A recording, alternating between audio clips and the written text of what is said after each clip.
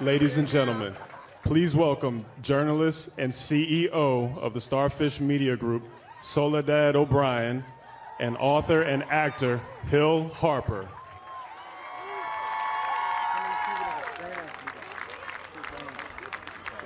Hey everybody, how's everybody doing out there?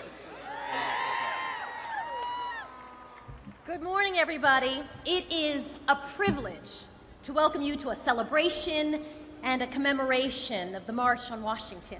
On this very day, 50 years ago, in this spot, 50 years ago, hundreds of thousands of people came together to be part of a call to action.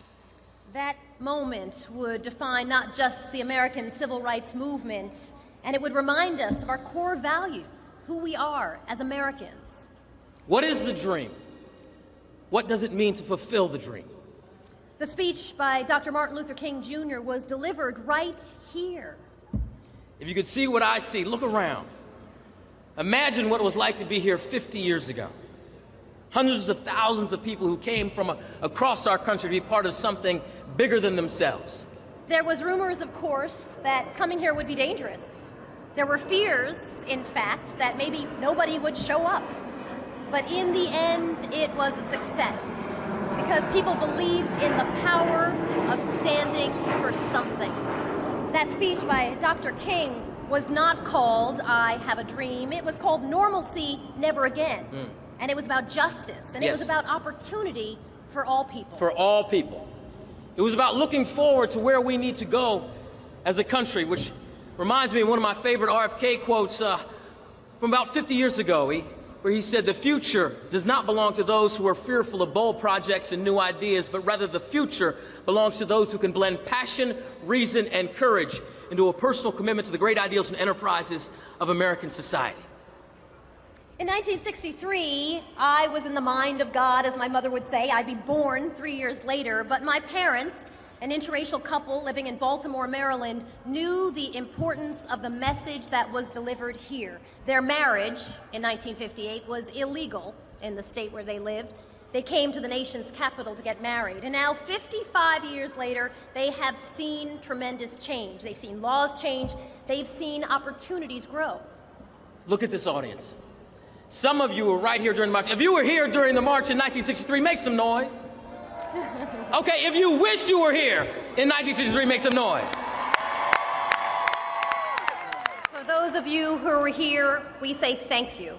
It was your passion. It was your courage. It was your commitment to change the world that allowed the rest of us who were not there to benefit from the sacrifices that you made, and there were sacrifices. So today, we are gathered to humbly say thank you, to celebrate what was gained, to remember what was lost, and to move forward, to double our efforts because we know that we are always better if we stand together.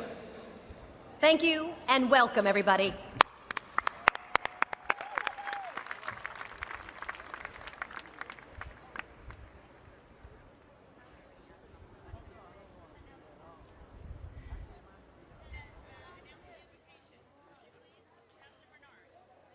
To give today's invocation, please welcome Pastor A.R. Bernard from the Christian Cultural Center.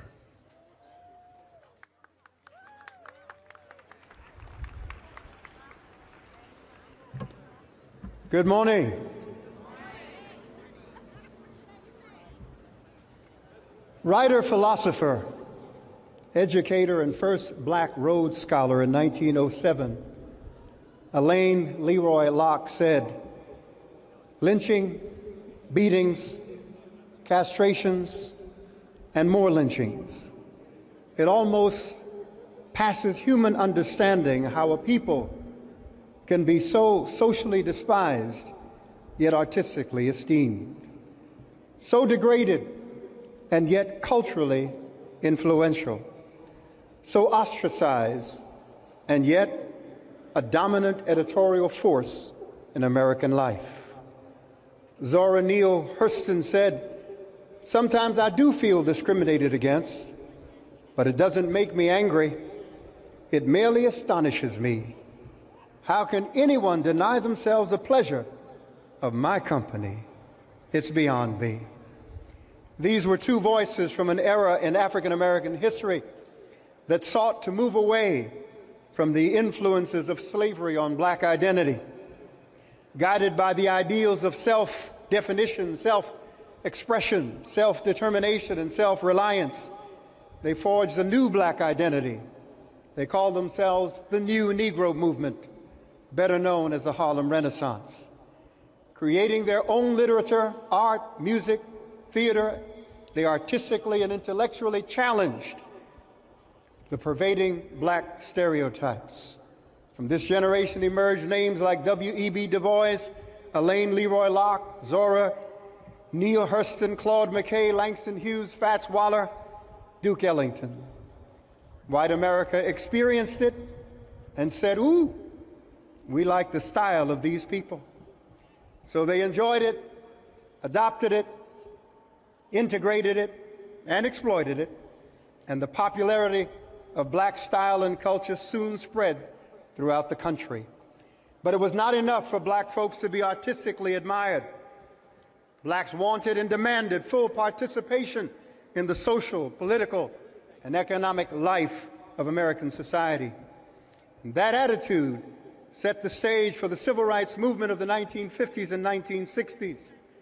And after major developments in the black struggle for freedom, justice, and equality, on Wednesday, August 28, 1963, 300,000 people, 80% of them black, marched on the nation's capital and stood before this Lincoln Memorial, declaring that the time for radical change had come.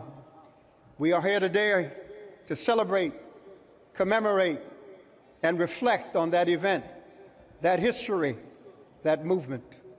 And celebrating the past is good, but without a vision for the future, we will never move beyond that past.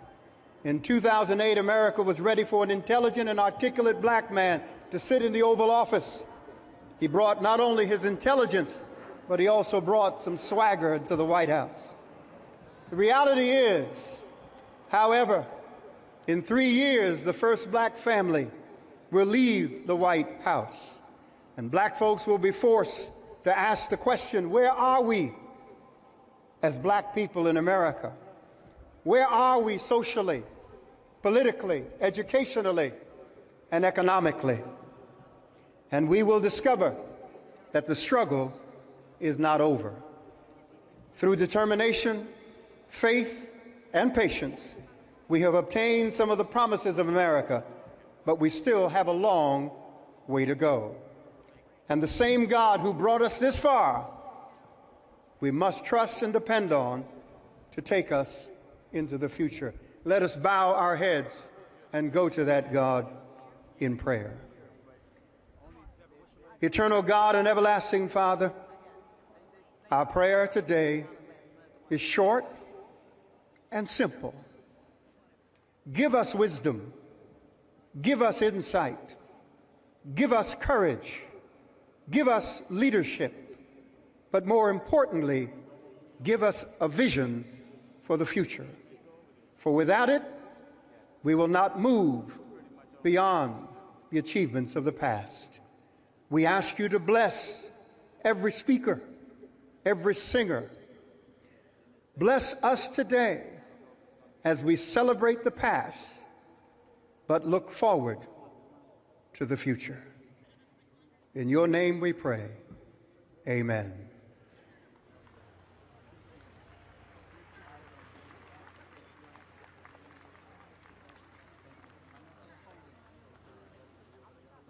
Ladies and gentlemen, it is my humbling honor to bring to you now a man who I have the deepest respect for, someone who is a living legend and a true hero of the civil rights movement. Please rise to your feet and welcome Ambassador Andrew Young.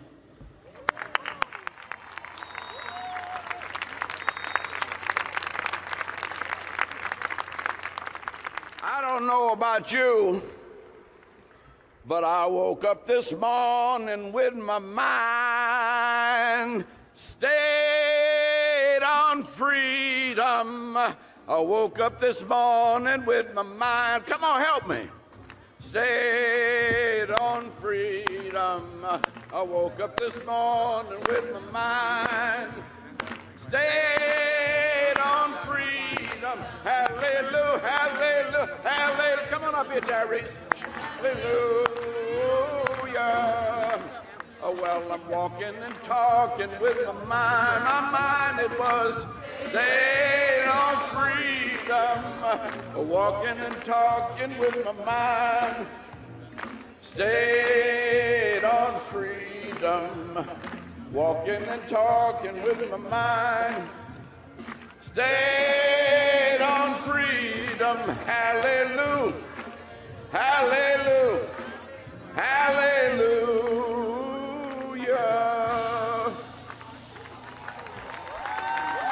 Now, 50 years ago when we came here, we came from a battle. We came from a battle in Birmingham.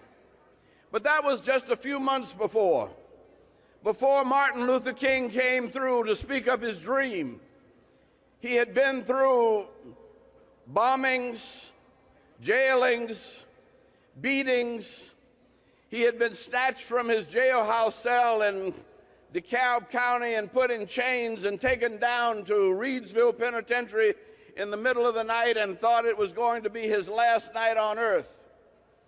He went through the battles of Albany and Birmingham and came out victorious. But we knew that the fight was just beginning. And we knew that we had a long, long way to go, and this was just the start. Now, he came here representing the Southern Christian Leadership Conference, saying that we were going to redeem the soul of America from the triple evils of racism, war, and poverty. He came not talking so much about racism nor war. His speech was about poverty. And he said that the Constitution was a promissory note to which all of us would fall heir, but that when men and women of color presented their check at the Bank of Justice, it came back marked insufficient funds.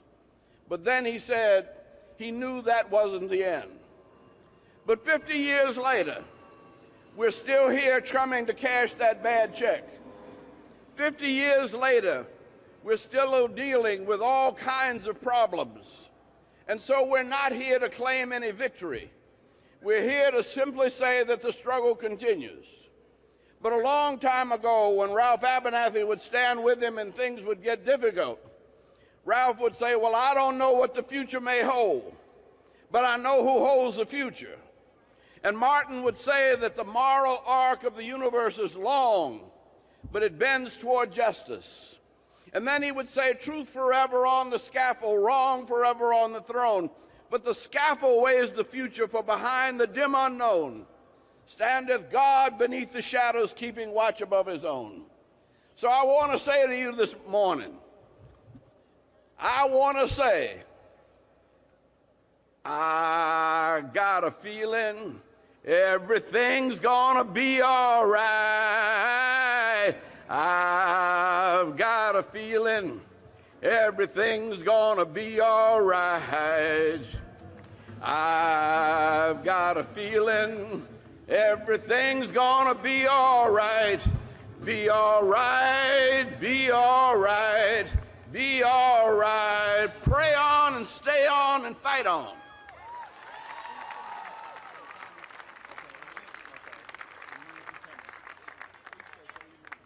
Please welcome KID President Robbie Novak, National Park Service Director Jonathan Jarvis, and the Mayor of Washington, D.C., Vincent Gray.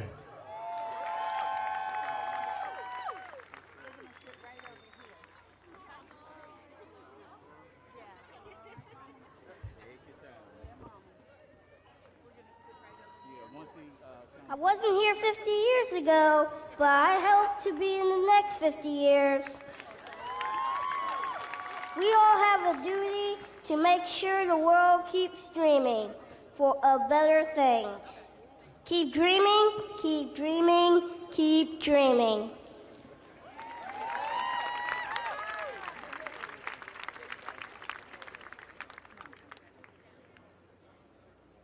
In the summer of 1963, the civil rights movement was reaching its crescendo, and the March on Washington became one of its defining moments. There are countless photographs of that historic day. One shows a pair of National Park Service Rangers standing by Dr. King here on the steps of the Lincoln Memorial. The image captures a small moment in a great event, but it speaks volumes about the role of the National Park Service. We are here, we will always be here as the guardians of the American story.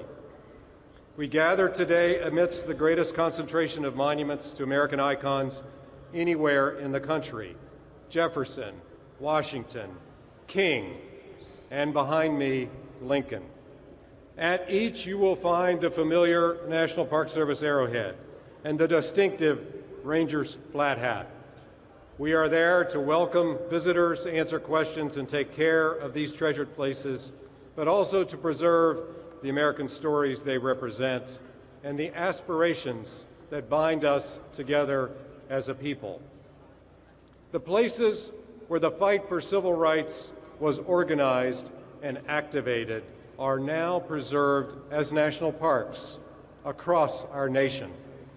The site of the first Women's Rights Convention in Seneca Falls, New York, Dr. King's Ebenezer Baptist Church in Atlanta, the Edmund Pettus Bridge and the long road from Selma to Montgomery, the home and office of farm worker advocate Cesar Chavez, Little Rock, Brown v. Board. The power of these places is to inspire each generation to have a dream and the courage to make it a reality. The National Park Service's fundamental mission is to keep a promise to the American people that the ideas that shaped us as a nation, the principles we strive to uphold, the values we fought and died for, will be preserved forever. We are very proud of the two Rangers who stood on these steps 50 years ago, and they will forever connect the National Park Service to the March on Washington. And my promise to you today is that we will protect these and all the places entrusted to our care to the highest standard of stewardship. But also we will use them to inspire the next generation to create a more perfect union. Thank you and welcome.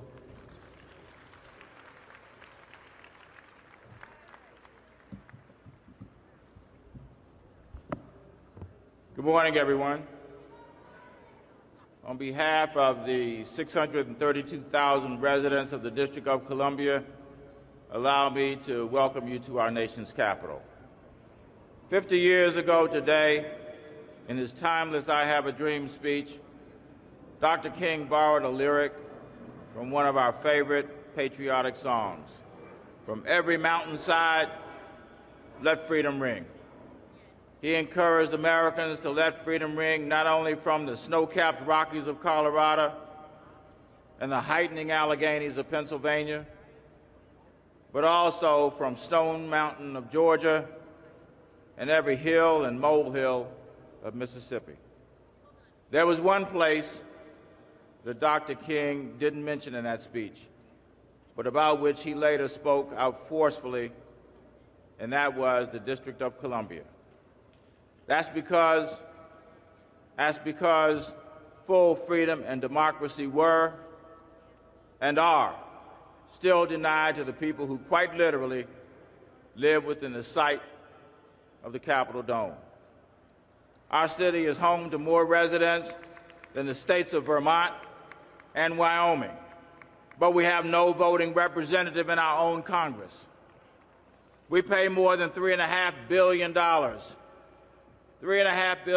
a year in federal taxes, but don't even get the final say over how we spend our own locally raised money. And we send our sons and our daughters to fight for democracy overseas, but don't get to practice it fully here at home. So today, as we remember those who gave so much half a century ago to extend the blessings of liberty to all Americans, I ask, I implore, I hope that all of you will stand with me when I say that we must let freedom ring from Mount St. Alban, where rises the majestic National Cathedral. We must let freedom ring from the ridges of Anacostia, where Frederick Douglass made his home. And most of all, we must let freedom ring from Capitol Hill itself until all of the residents of the very seat of our great democracy are truly free. Again, let me welcome you to our nation's capital, the District of Columbia. Please join hands with us and make every American free, especially those who live in the District of Columbia, our nation's capital. Thank you all very much. Put your signs down. You can't bring them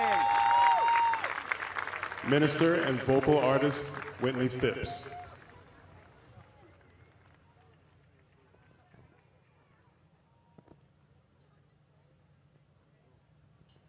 Let freedom ring. Let it ring.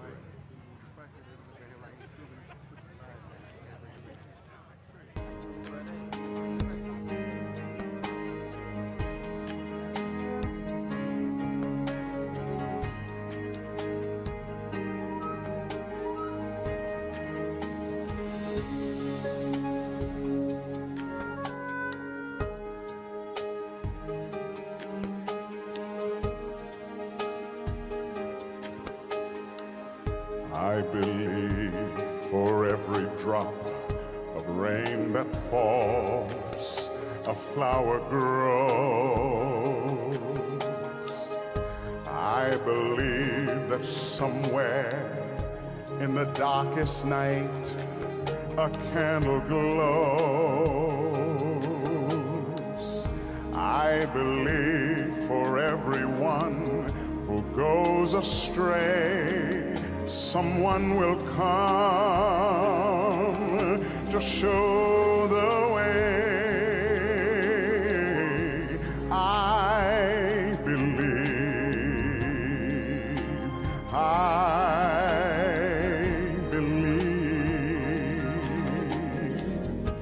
I believe above the storm, the smallest prayer will still be heard. I believe that someone in that grave somewhere hears every word. Every time I hear a newborn baby cry, or touch a leaf, or see the sky, then I know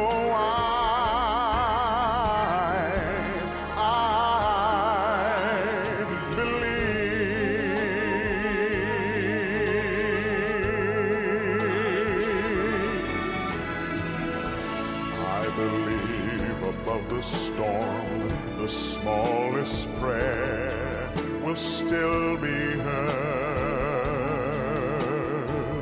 I believe that someone in that grave somewhere hears every word.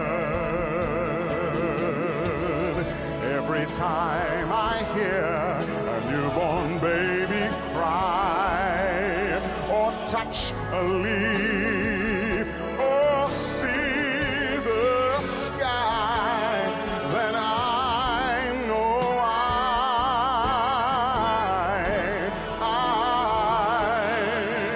believe.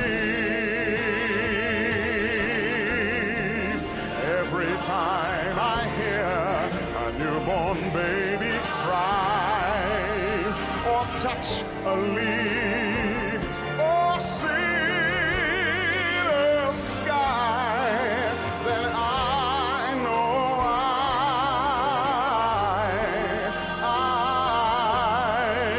believe. Then I know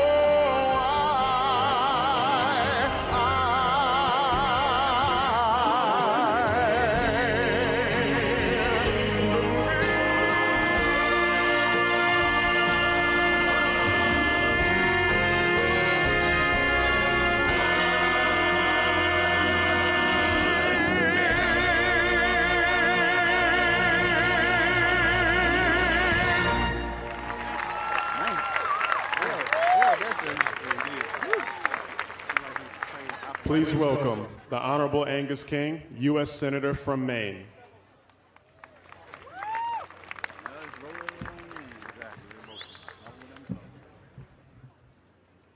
"50 years ago, Americans marched to this place.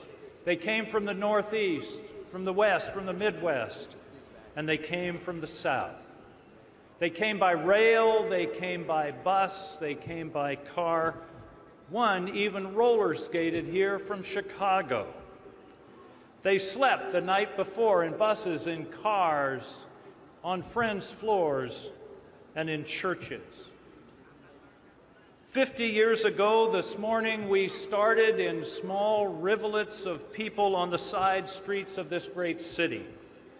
We joined together in larger streams moving toward the main arteries of Washington. Then we came together in a mighty river of people down to this place, old, young, black, white, Protestant, Catholic, and Jew. We stopped at the Washington Monument and heard Peter, Paul, and Mary sing of the hammer of justice and the bell of freedom. 50 years ago, Americans came to this place around a radical idea, an idea at the heart of the American experience. An idea new to the world in 1776, tested in 1865, renewed in 1963, and an idea still new and radical today. All men and women are created equal. All men and women are created equal. 50 years ago, at this place, at this sacred place, Americans sent a message to their leaders and around the world that the promise of equality of opportunity, equality before the law, equality in the right to freely participate in the benefits and responsibilities of citizenship applied to everyone in this country, not just the lucky few of the right color or the accident of birth. This is what Martin Luther King meant when he said that his dream was deeply rooted in the American dream. And 150 years ago this summer, a mighty battle was fought not far from this place. And this idea, the idea of equality, the idea of America, hung in the balance. One of the soldiers on those hot July days was a young college professor from Maine named Joshua Lawrence Chamberlain. And returning to the battlefield at Gettysburg many years later, he expressed the power of the place where such momentous deeds were done. Here is what he said. Here is what Joshua Chamberlain said. In great deeds, something abides. On great fields, something stays. Forms change and pass, bodies disappear, but spirits linger to consecrate the ground for the vision place of souls. Generations that know us not and that we know not of, heart drawn to see where and by whom great things were suffered and done for them, shall come to this deathless field, to this deathless place, to ponder and dream.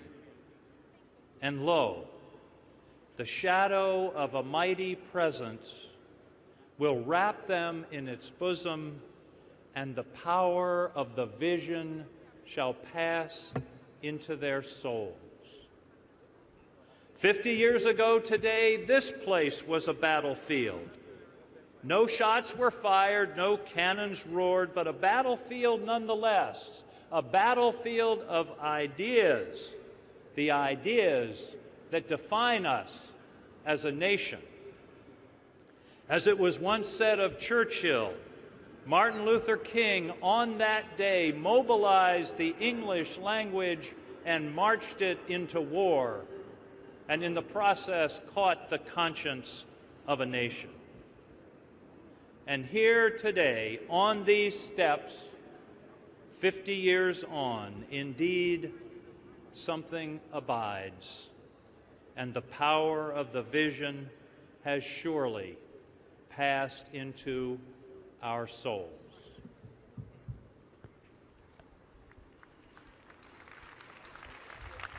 Please welcome the Mayor of Hattiesburg, Mississippi, and Secretary of the National Council of Black Mayors, Johnny Dupree.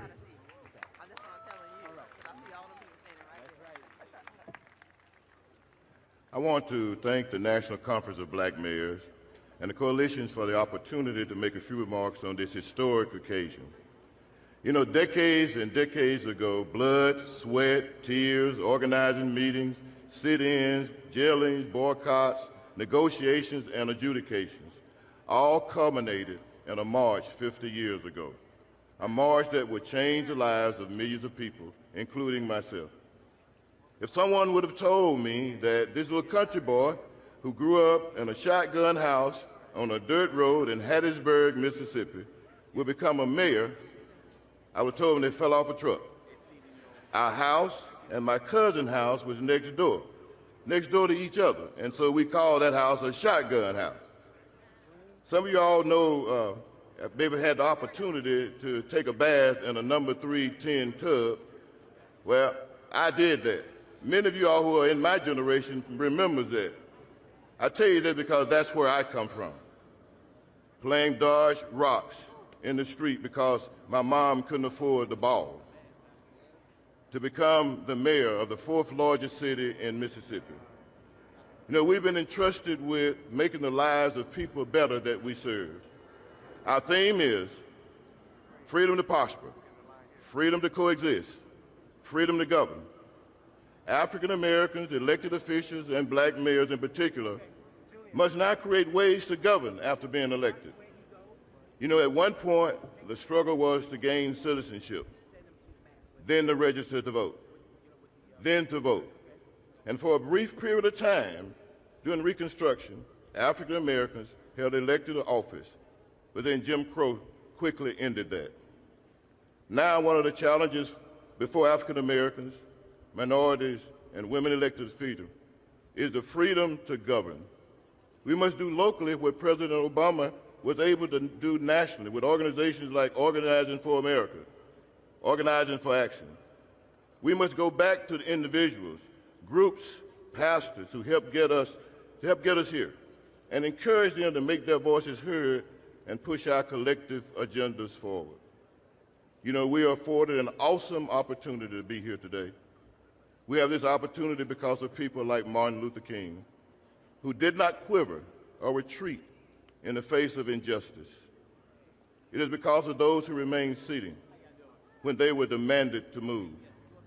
It is because of those who sang when they were entrusted or threatened with their lives to be silent. It is because of those who marched on, even though they were weary and blooded, one foot in front of the other, one song after another, one city until they did what people said couldn't be done. Together, we must march on, strengthened and encouraged by our past, led by our faith. We will march on. Thank you.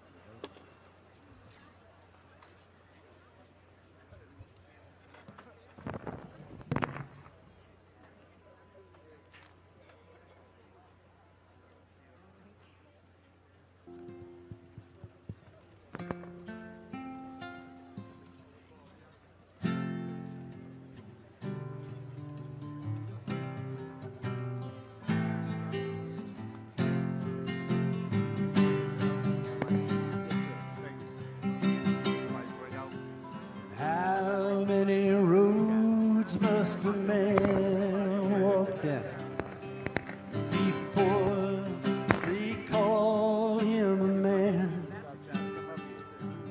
Yes, and how many seas must a white dove sail before she sleeps in the sand? Mark Barton, how many times?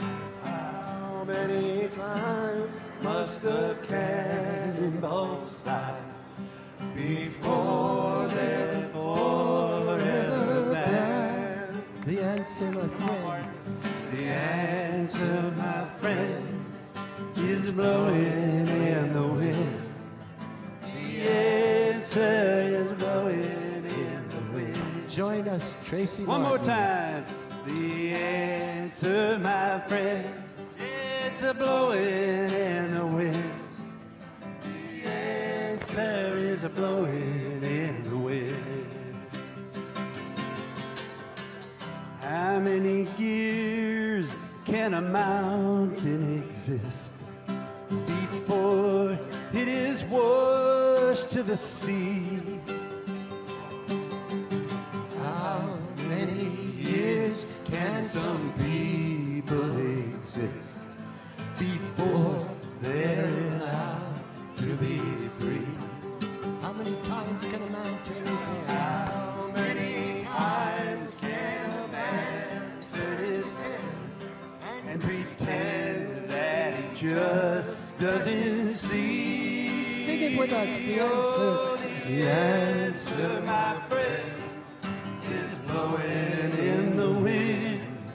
The answer is blowing in the wind. One more time. The answer, my friend, is blowing in the wind. The answer is blowing in the wind. How many times can a man look up before he can see the sky? And how many ears must one man have before he can hear people cry? How many deaths will it take, Mark? How many deaths will it take? Too many people have died. The answer, Tracy. Oh, the answer, my friend, is blowing in the wind. The answer is blowing in the wind. The answer, my friend, is blowing in the wind. The answer is blowing in the wind.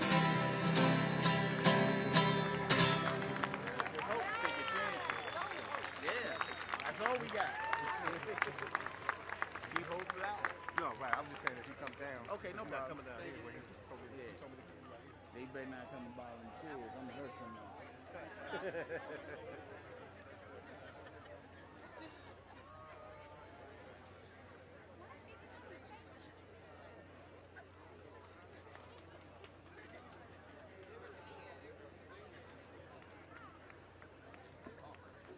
One of the central goals of the March on Washington 50 years ago was to secure the right to vote. This year, the Supreme Court struck down a key provision of the 1965 Voting Rights Act. Our next guests fully understand the impact of the court's decision. I'd like you to join me in welcoming Dr. Charles Steele, Jr., President Emeritus and CEO of the Southern Christian Leadership Conference, and Melanie Campbell, President and CEO of the National Coalition of Black Civic Participation. Thank you so much. Thank you so much. I'm honored to be here today on this great occasion. 50 years ago, I was a 17-year-old boy in Tuscaloosa, Alabama, where my mother and father told me something great was getting ready to happen. and I couldn't play ball that particular day. It was a historical event, she said. It's going to change not only America, but the world. And then I began to listen to Dr. King and others as they spoke, and particularly with I Have a Dream. And I realized that Dr. King advocated for poor people. And if Dr. King was here today, I would ask him the question, if he was satisfied with the representation of poor people and poor folks being represented. And I came to the conclusion that he would be very upset and very disturbed. He would say that, Charles, we don't have anybody lobbying for poor folks. And it is because of the lack of people who are concerned about the least of these. People are suffering and they are hurting. He would say that we must still hit the streets. We must still demonstrate. It was the SCLC, the Southern Christian Leadership Conference, that God gave us as a vehicle to free us. Now we must go back to ground zero. We must continue to march. We must continue to pray, because through that experience, African Americans and fair-minded thinking folks of all ethnicity and background, the whole world is saying, teach us, my brothers and sisters, teach us how to get free. Well, I must say, freedom ain't free, because we still must fight for freedom. Are you ready to march? Are you ready to go? Are you ready to demonstrate? We must hit back to the streets and liberate and free all God's children, because God is love, and love is what love does. We must free the people. Thank you so much.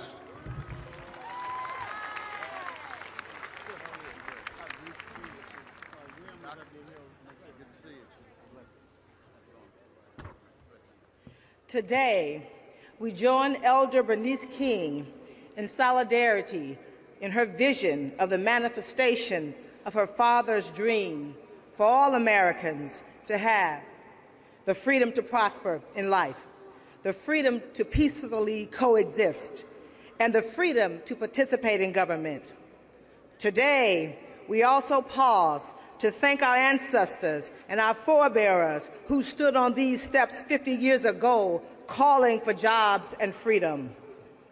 Tomorrow, we take Dr. King's dream and the vision of our elders to the next level by igniting a new movement for jobs, freedom, peace, and social justice. As I look at the state of equality and justice today, we are at a very critical moment in time. Our elders have taken us this far. Now it is time for us to move forward in the fight for equality and justice. Yes, we have made progress over the past 50 years, but we have not arrived. It is time to step it up and get busy. Just as in 1963, there are still those who are threatened by inclusion. Today, racism and inequality does not manifest itself in a white sheet, Jim Crow laws, poll taxes, or barking dogs. But the dogs are still biting in other ways. Today, there are no white sheets, but there are judges in black robes in the U.S. Supreme Court who struck down Section 4 of the Voting Rights Act, opening the floodgates in many states to pass more voter ID laws to block people of color and young people from voting, with the goal of ensuring we never see another black man elected to the president or woman of the United States of America.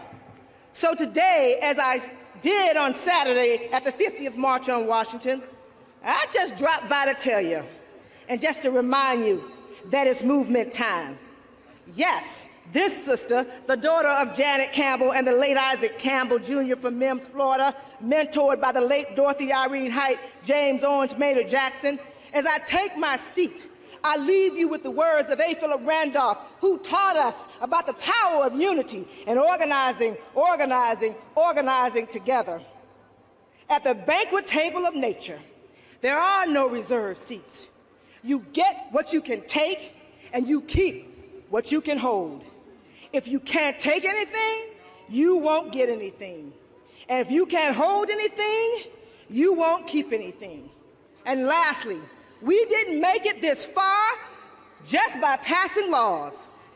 We have come this far by faith, leaning on the Lord, trusting in his holy word. We have come this far by faith, leaning on the Lord. Thank you so much. Joaquin Castro, U.S. Representative from the 20th District, Texas.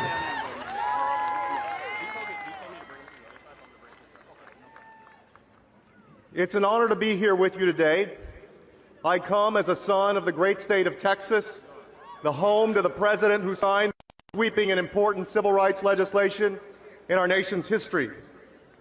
At 38 years old, I also speak to you as someone of a grateful generation, grateful for the struggles and the movements and the blood and the tears and all of the work of the civil rights pioneers who stood here 50 years ago today, and those who marched in the streets of Selma, those who organized people in factories and farms, and those who took their battles to the courts, like Thurgood Marshall and Gus Garcia, those who organized people to vote and exercise our rights, those like Willie Velasquez.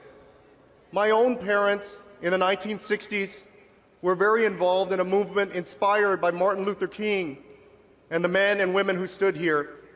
They were active in the Chicano movement, or the Latino civil rights movement. And I want to say thank you to them, and thank you to all of you. And I also want to make a promise to you. As somebody of a younger generation of Americans, I want to promise you that all of the struggles and all of the fights and all of the work and all of the years that you put into making our country a better place, to helping our leaders understand that freedom and democracy are prerequisites to opportunity, I want you to know that this generation of Americans will not let that dream go, that we will carry on and make sure that this country lives up to the values and principles for which you fought so hard. Thank you very much.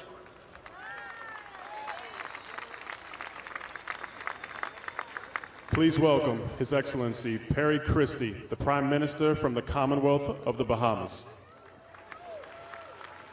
Greetings from the Commonwealth of the Bahamas, your closest neighbor to the south.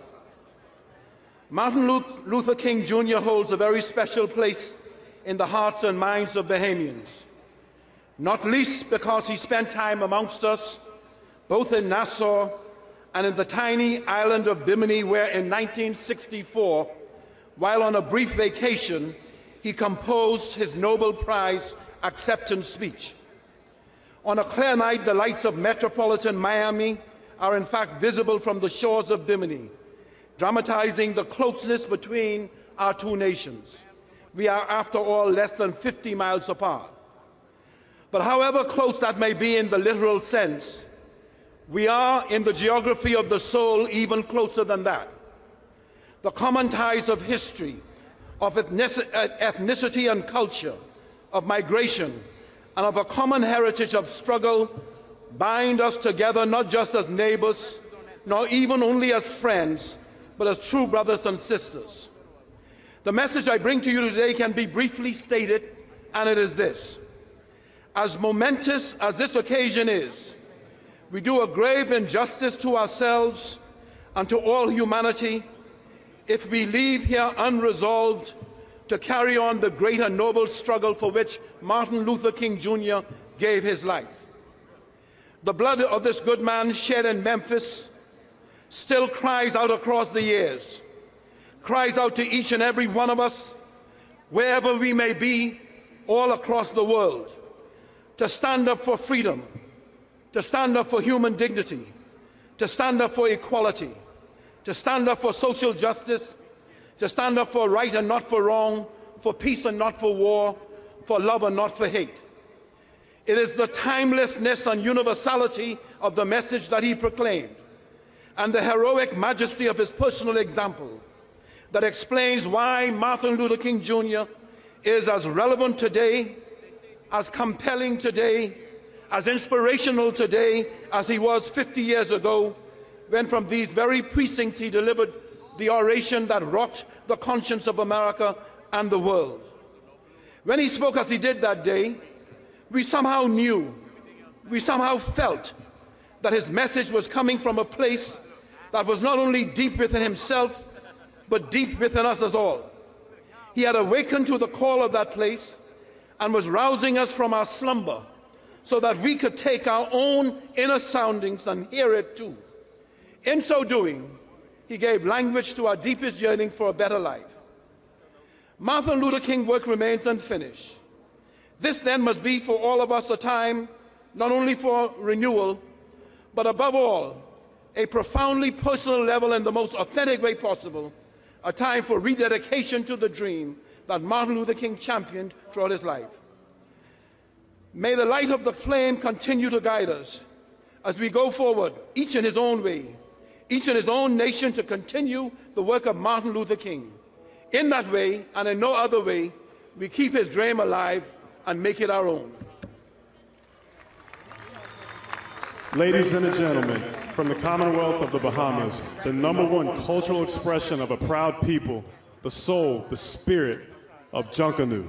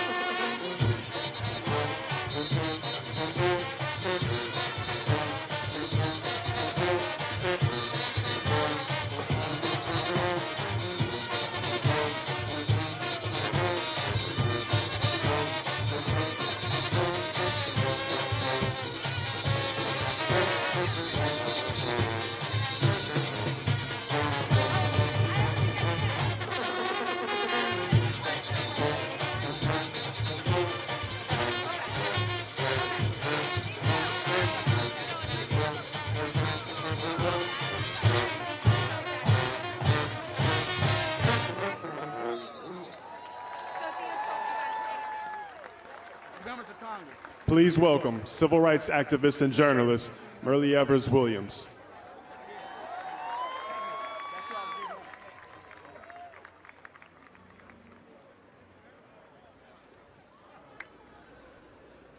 Years ago,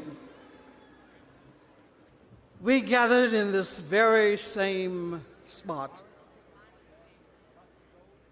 We felt, in the words of another Mississippian, Fannie Lou Hamer, I am sick and tired of being sick and tired. And I do believe that that is what the crowd some 50 years ago was saying to all of our leaders. Dr. King took the helm, and under his leadership, and under those who gave their lives, such as Medgar Evers and so many others, said, enough is enough, America. This is our country. All of us, we belong here. And here we are, some 50 years later, assessing what has happened over this period of time, where we are and what we must do. For a brief period of time, I think we fell asleep, and we said, we have moved forward and everything is okay. But we know today that everything is not okay, that there has been a retrenchment in this country as far as civil rights and equal rights is concerned. We marched, we sat, the triumphs and even defeats belong to us all. Dr. King told us that he might not get to the mountaintop with us, but he said that there is a promised land, and America is that promised land for all of us. We are bonded by deep roots of individuals that inevitably become a strong group to be reckoned with, and our strength is in our numbers. In today's world, there's emphasis on individuality. How can I reach my top? I'm sure that no matter how strong any one person may be, they may be strengthened with strong support from each other, encouragement and guidance for those of us who have walked their path. The movement can no longer afford an individual approach to justice. Ours is an interconnected struggle. Black, white, male, female, young, old, everyone. We are all entitled to and protected by this country that we call home. And at times it is necessary that we let those who represent us on Capitol Hill, those who represent us in our communities, know that we are a force to be reckoned with.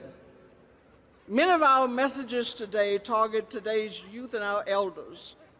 And I look specifically at those in the middle, our new parents, our young professionals, youthful educators, and community activists. They are young enough to relate, but also established in our community. And I ask you, how will we bridge that gap? What are our next steps? Because this country, in the area of civil rights, has certainly taken a turn backward. Am I depressed? No. I am energized to move forward and to be sure to see that the gains that we have encountered and had come to us, that we have worked so hard for, are not lost. So I do ask you, what are our next steps? We created a framework, but there is still so much work left to be done. Many of our civil rights leaders, including my husband and Dr. Martin Luther King, was still of an age when they took the lead. With that question in mind, I challenge you to get back to community building. It is your problem. It is our problem. It is our neighborhood. These are our children. You are the parents. But in that same breath, the victory will be a collective one. It is with a clear conscience, knowing what we've done and can do, that we will reach that mountaintop and we will overcome. But it will take each and every one of us in unity, in unison, letting those who say that they manage this country of America know that it's the people, it's the voice and the actions of the people that say we must overcome, and will eventually say we have overcome because of the involvement of each and every one. That is our challenge today. Let us move forth and do what we must do, remembering freedom is not free. We must work for it.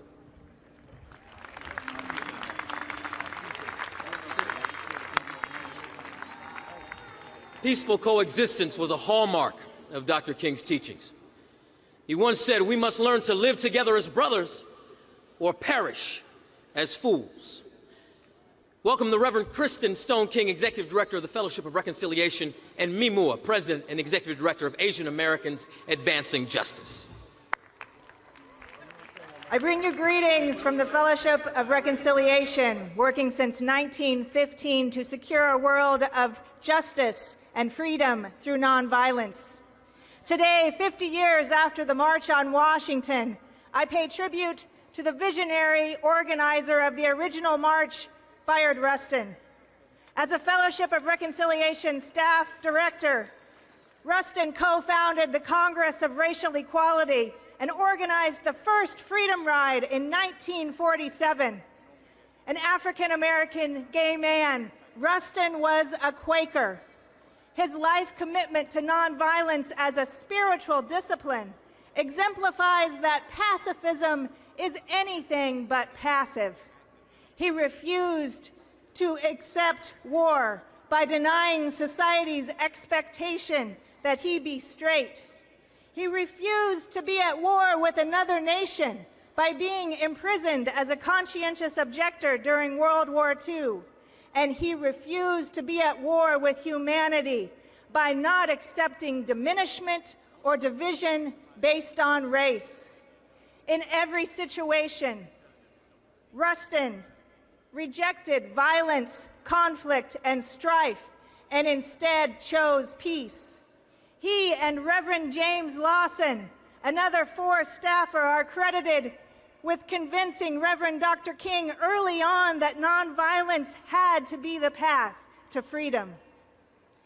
And so on this day, how can we pay tribute to their legacy of nonviolence and peace, to Dr. King's refusal to see another as enemy, as we are poised to attack Syria?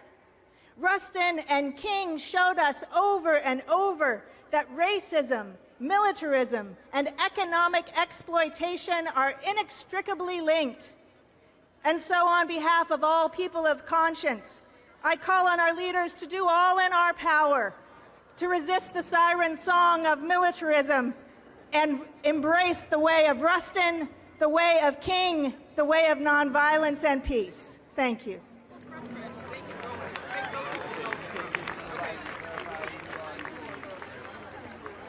Nyajong, Guya Mimua. I was born in a thatch roof hut in the jungles of Laos, where there was no running water or electricity. My father was a medic working with USAID during the secret war in Laos. And when the wars ended in Southeast Asia, we were forced to flee our home and became political refugees. Thanks to President Carter and Vice President Mondale, my family was resettled in the United States. Only in the America of Dr. King's dream, is it possible for someone like me to stand before you today? I think Dr. King would be proud. In fact, so very proud, Dr. Bernice King, that you have invited me and the communities that I represent, the Asian and Pacific Islander American community, to take part in this commemorative celebration. For I believe that while Dr. King's conversation with America speaks to and still rings true today about the creative sufferings of Black America, his dream is inclusive of all America. And his call to action invites each America, Asian America, Black America, Hispano-Latino America, Native America, GLBTQ America, white America, and men and women of America to take inspiration from our own circumstances and to know that the price of freedom is the commitment to ensuring that the security of liberty and justice for all. Please welcome Governor Martin O'Malley.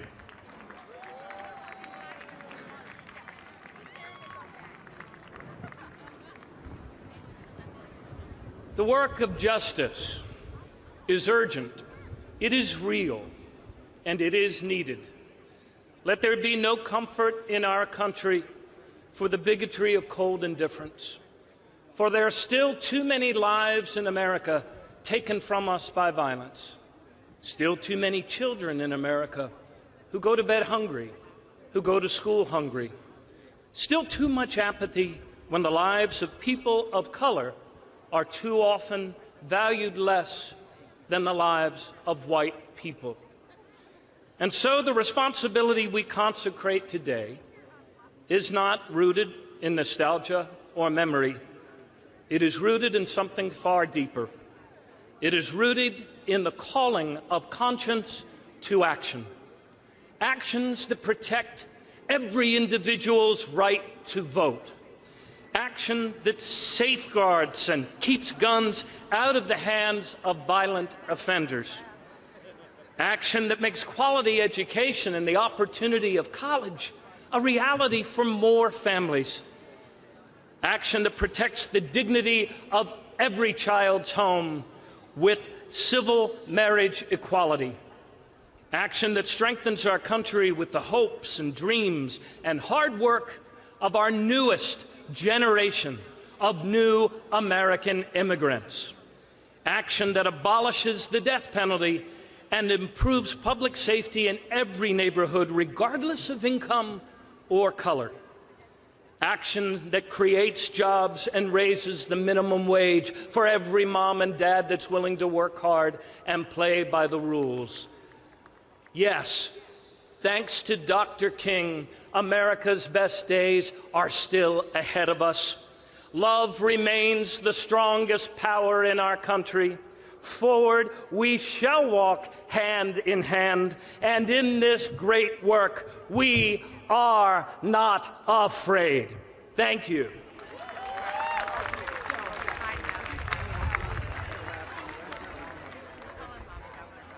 Ladies and gentlemen, Grammy-nominated and 5-time GMA Dove Award-winning Female Vocalist of the Year, Natalie Grant.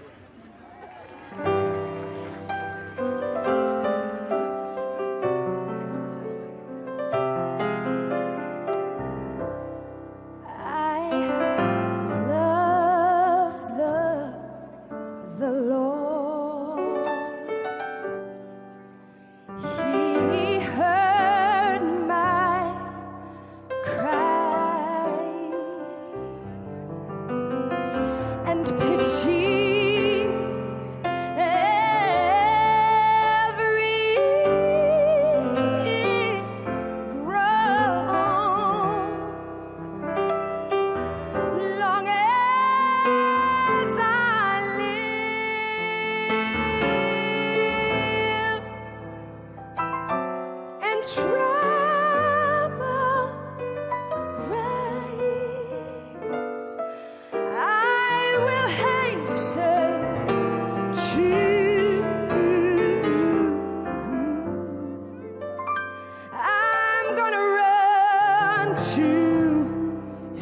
throne.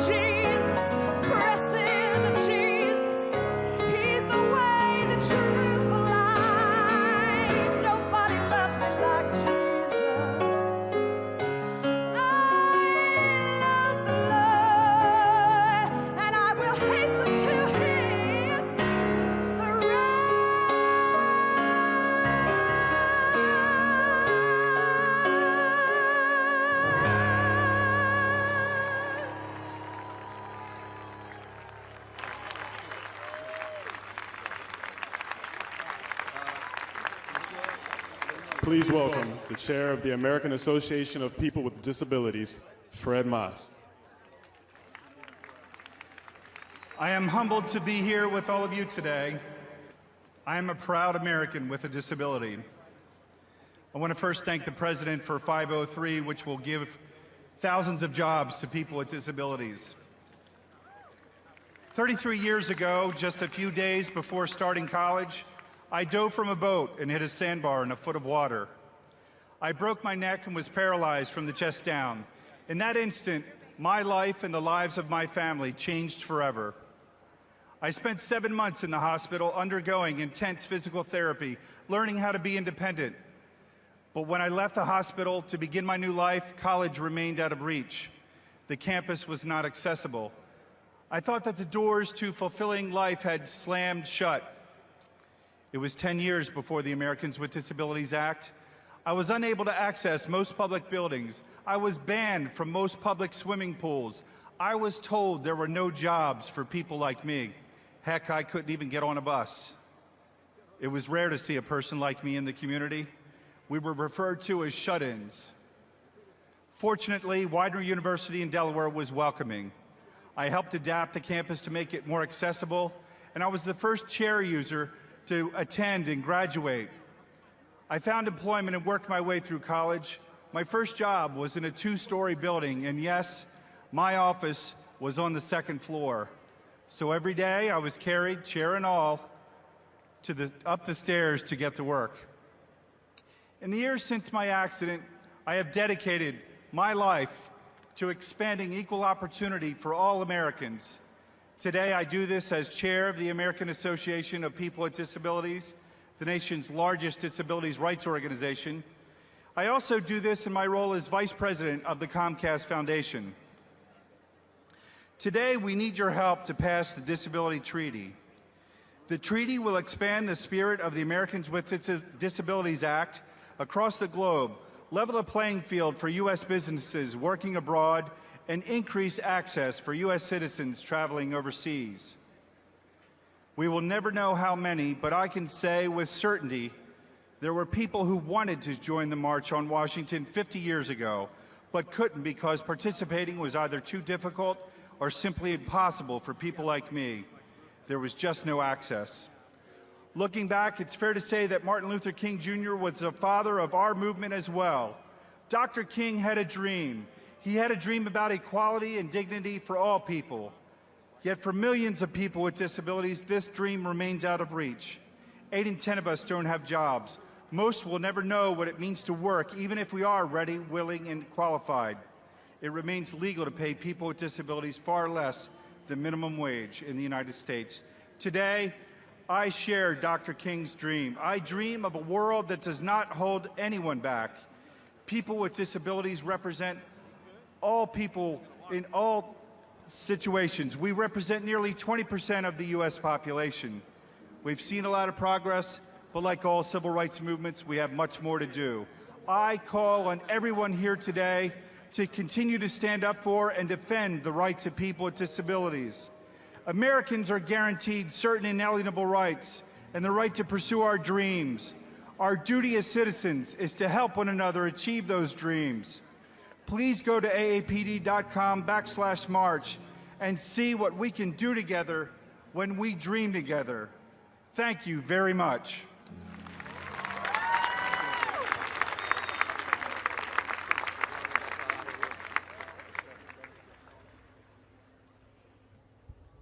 In 1963, Dr. King called on America to make good on its promise of opportunity and freedom and justice for all. 50 years later, the struggle for jobs, justice, and freedom continues. Please welcome the NAACP Board Chair, Rosalind Brock, and President and CEO of the NAACP, Ben Jealous.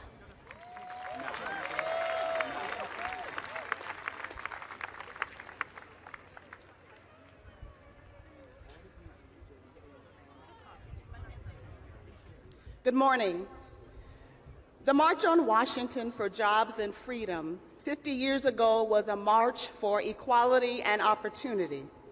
While we commemorate the march today, where the drum major shared his dream, we of the NAACP acknowledge that our organizing days are not over.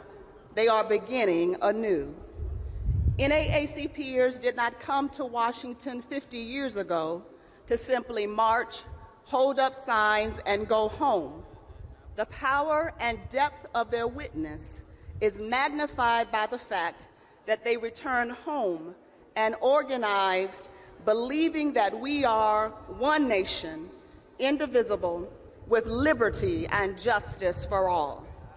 In a 1966 speech to the Medical Committee for Human Rights, Dr. King said, quote, "Of all the forms of inequality, injustice in health care is the most shocking and inhumane," unquote. Freedom for all Americans to access affordable, quality health care is one of the most pressing civil rights issues for this generation. The Supreme Court has issued its decision. The people have spoken.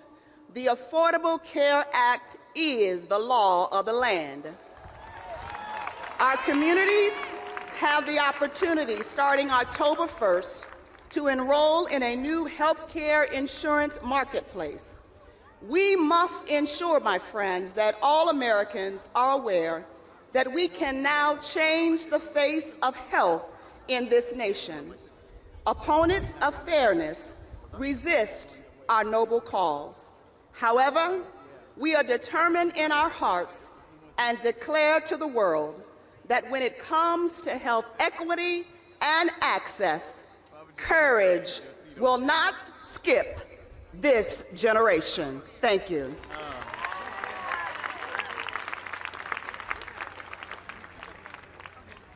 Fired up! Come on, fired up! Fired up! Ladies and gentlemen, as we stand here 50 years after the March on Washington, let us remember that Dr. King's last march was never finished. The Poor People's Campaign was never finished. Some 50 years after the March on Washington, while fewer people as a percentage in our country are poor, more as a number in our country are poor. And while the ladder of opportunity extends to the heavens for our people today, more are tethered at the bottom and falling off every day. Indeed, one could say that the distance between a child's aspiration represented by the top of that ladder and a family situation at the bottom of that ladder is the exact measurement of that parent's level of frustration. And so as we go home today, let us remember that the dreamer was also a doer. And as we turn on our TVs tomorrow and see people walking out of places where they're being forced to survive on 725 by the thousands, let us commit to join them in fighting to lift up the bottom. Because as the top of that ladder has extended, the tethers at the bottom must be unleashed. Let us not just be dreamers this day. Let us recommit to be doers. Thank you, and God bless. From Destiny Church, New Zealand, please welcome a performance by a traditional Maori haka team.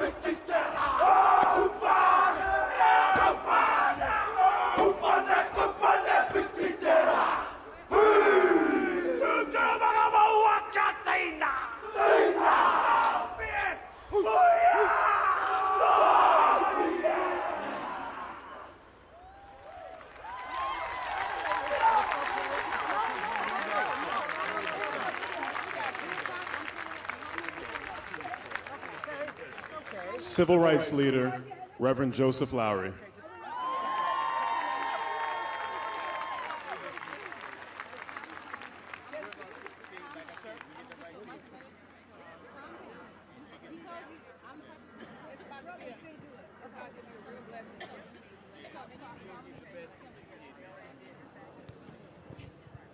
Thank you very much. Fired up?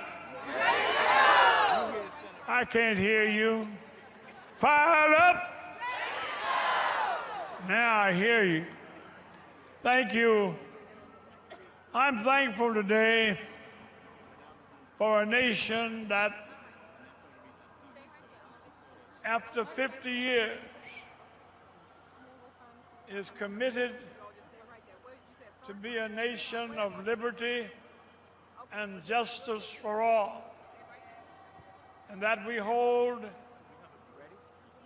in the deepest reverence the principles of freedom and justice for all. I'm thankful today that we have a president who understands what Martin Luther King meant when he said we must rise up from the basement of race and color to the higher ground of content of character. I'm glad we have a president who joins with Martin Luther King in calling upon this nation to rise up and leave the basement of race and color and come to the higher ground of content of character.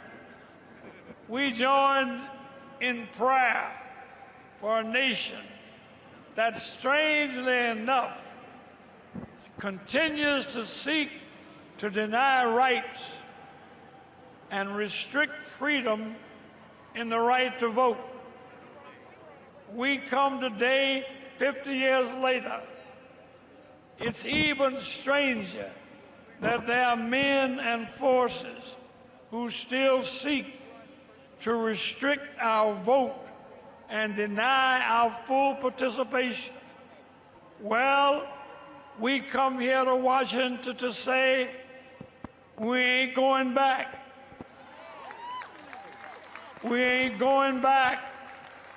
We've come too far, marched too long, prayed too hard, wept too bitterly, bled too profusely, and died too young to let anybody turn back the clock on our journey to justice.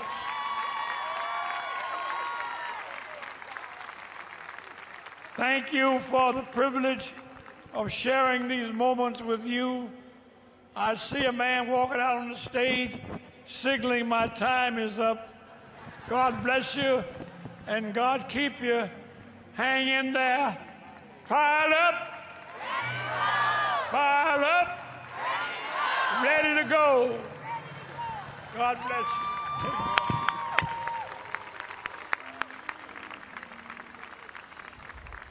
Dr. King's dream was for a brighter future, a future where everyone was free to prosper and live in harmony. Joining us now are two champions of a better life for all. Welcome the chairperson of the Captain Planet Foundation, Laura Turner, and the executive director of the Gay, Lesbian, and Straight Education Network, Dr. Eliza Bayard.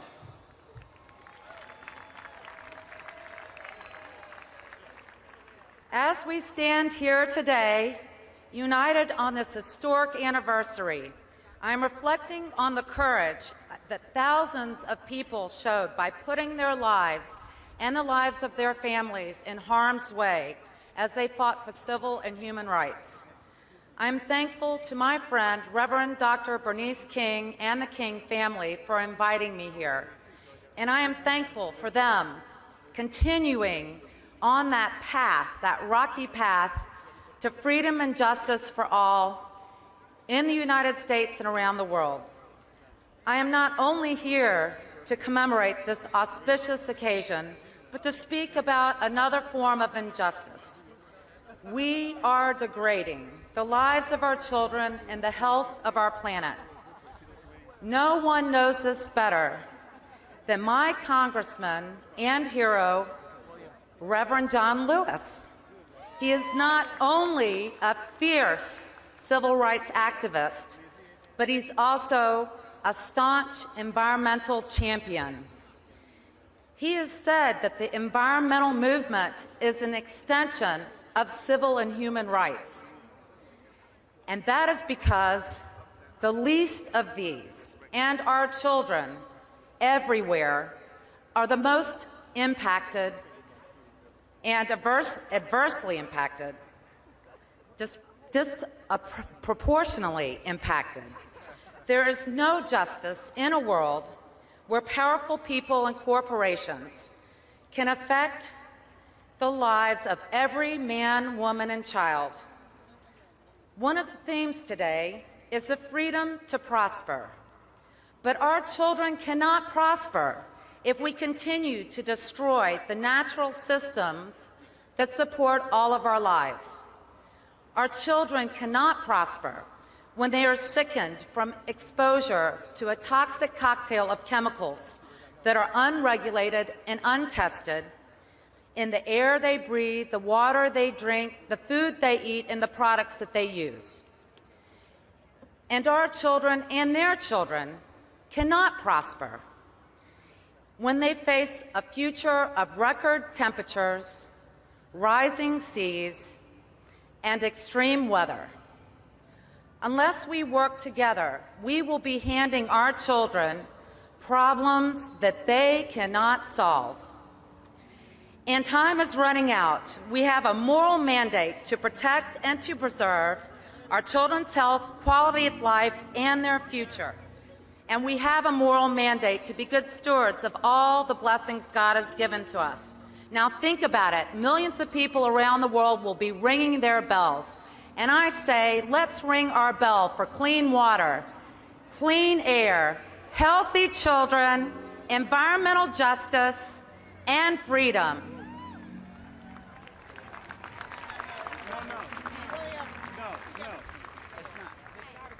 No. 50 years ago, Bayard Rustin stood on this stage leading the vast crowd, reciting the demands of the March on Washington. A movement spoke through him, but the world would not embrace him because he was gay. Today, LGBT voices are welcome to this stage, and President Obama has awarded Bayard Rustin the Presidential Medal of Freedom. But we have not yet seen Dr. King's great vaults of opportunity thrown open to everyone. We have so far to go before a truly great education is offered to every child. GLSEN and our community are partners in this fight. We fight for millions of LGBT students and all those seen as different. They deserve a welcoming audience for their dreams, and they deserve to be embraced for who they are. Yet every day, our youth endure the silence imposed by violence and fear. Some have been silenced forever, and we raise our voices in their memory. Sakia Gunn, Gwen Araujo, Carl Joseph Walker Hoover, Lawrence King. Bayard Rustin was a Quaker. He attended a meeting each week, listening for that voice of the divine that can speak through any one of us. Across this nation, voices are ready to rise for opportunity and justice and freedom for every young person, no matter who they are, what they look like, or who they love. Listen for those voices. Lift them up so they can be heard.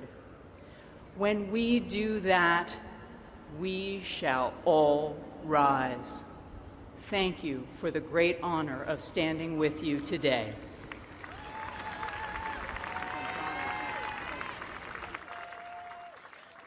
Ladies and gentlemen, 5-time NBA Most Valuable Player, Bill Russell.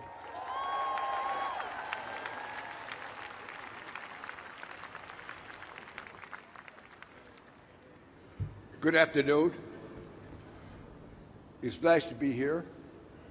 I was sitting in the first row 50 years ago, and it's nice to be anywhere 50 years later.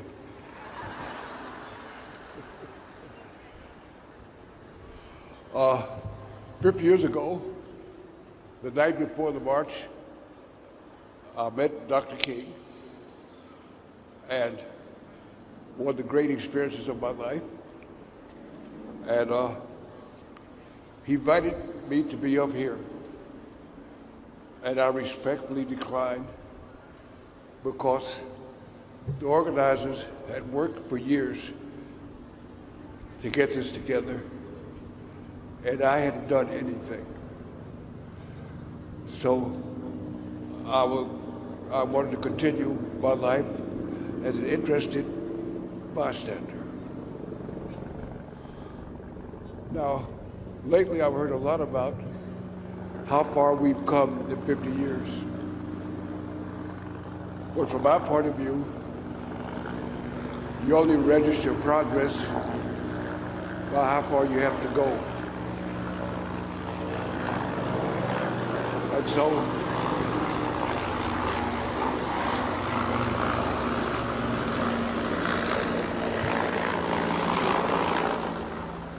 I didn't have anything to say anyway. But I'm here to join you and to implore you.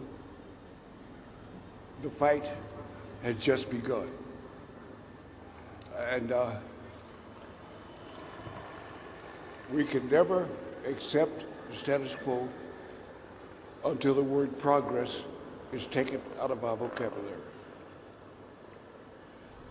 And so I thank you for being here, and to encourage you, young and old, men and women, to understand that progress can only be measured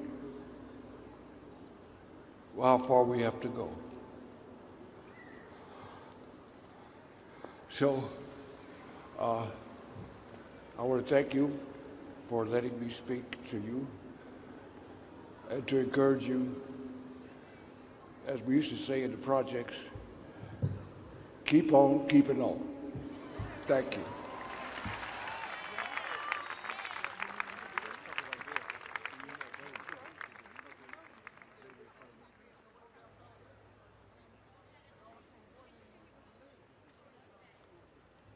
Dr. Martin Luther King believed in the power of organized labor to help fight poverty. The labor movement, Dr. King said, quote, was the principal force that transformed misery and despair into hope and progress. So please welcome two diehard champions of American workers. Cleola Brown is the president of the A. Philip Randolph Institute, and Lee Saunders is the president of the AFL-CIO.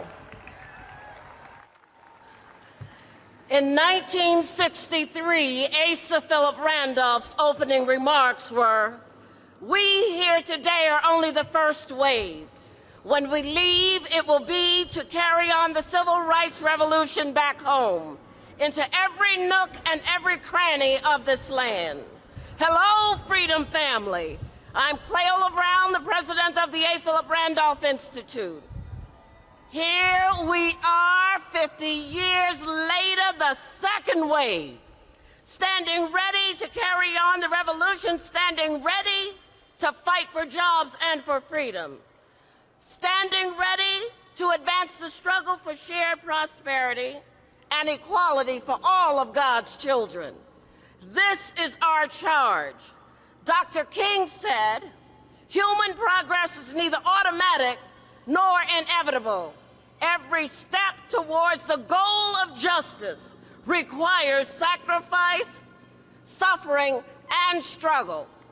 And I know you've heard it before, but I'm going to say it again because it comes from our founder, Asa Philip Randolph, that at the banquet table of nature, There are no reserved seats. You get what you can take, and you keep what you can hold. If you can't take anything, you won't get anything.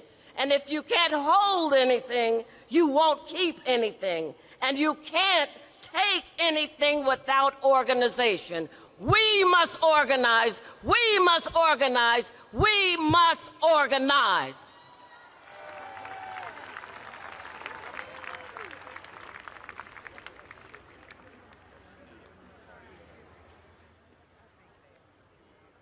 Good afternoon. I'm so proud to represent the 1.6 million members of the American Federation of State, County, and Municipal Employees, AFSCME, public service workers whose labor touches communities throughout this nation. You know, AFSCME stood with Dr. King in 1963 when he called on America to be true to its principles. And 5 years later, Dr. King stood with AFSCME when the sanitation workers of Local 1733 demanded justice, dignity, and respect. The journey for civil rights, workers' rights, and economic rights began almost from the moment America was born. It gained new momentum on these steps 50 years ago. And it advances whenever the disenfranchised and disillusioned stand up, fight back, and march forward.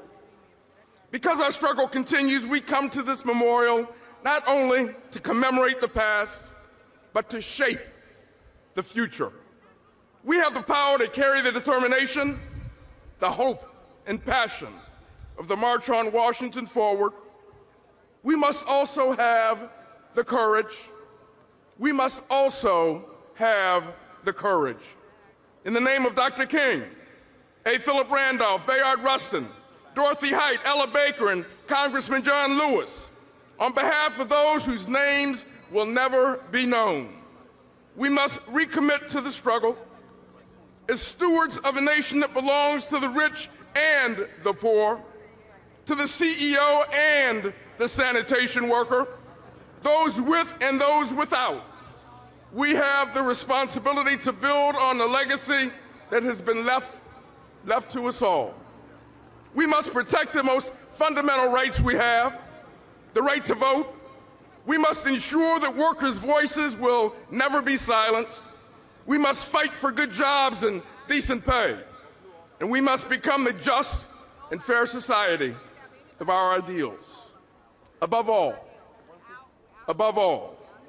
we must uphold the principle that everyone who contributes to the prosperity of this nation should share in the prosperity of our nation. Thank you. Please welcome the U.S. Representative from Maryland's 4th District, the Honorable Donna Edwards. On behalf of the members of Congress, I represent Maryland's 4th Congressional District. As the first African-American woman to represent Maryland in the House of Representatives, and on behalf of my sisters in Congress, I'm proud to stand here with you today on the shoulders of women, courageous women like Fannie Lou Hamer and Dorothy Height and Vivian Malone and Rosa Parks and so many others. I'm proud to stand on the shoulders of our domestic workers and to be wrapped in the arms of 3, 4 little girls in a Birmingham church and a Chicago teenager on vacation in Mississippi. It's a new day 50 years later and a better day, but the day is not over.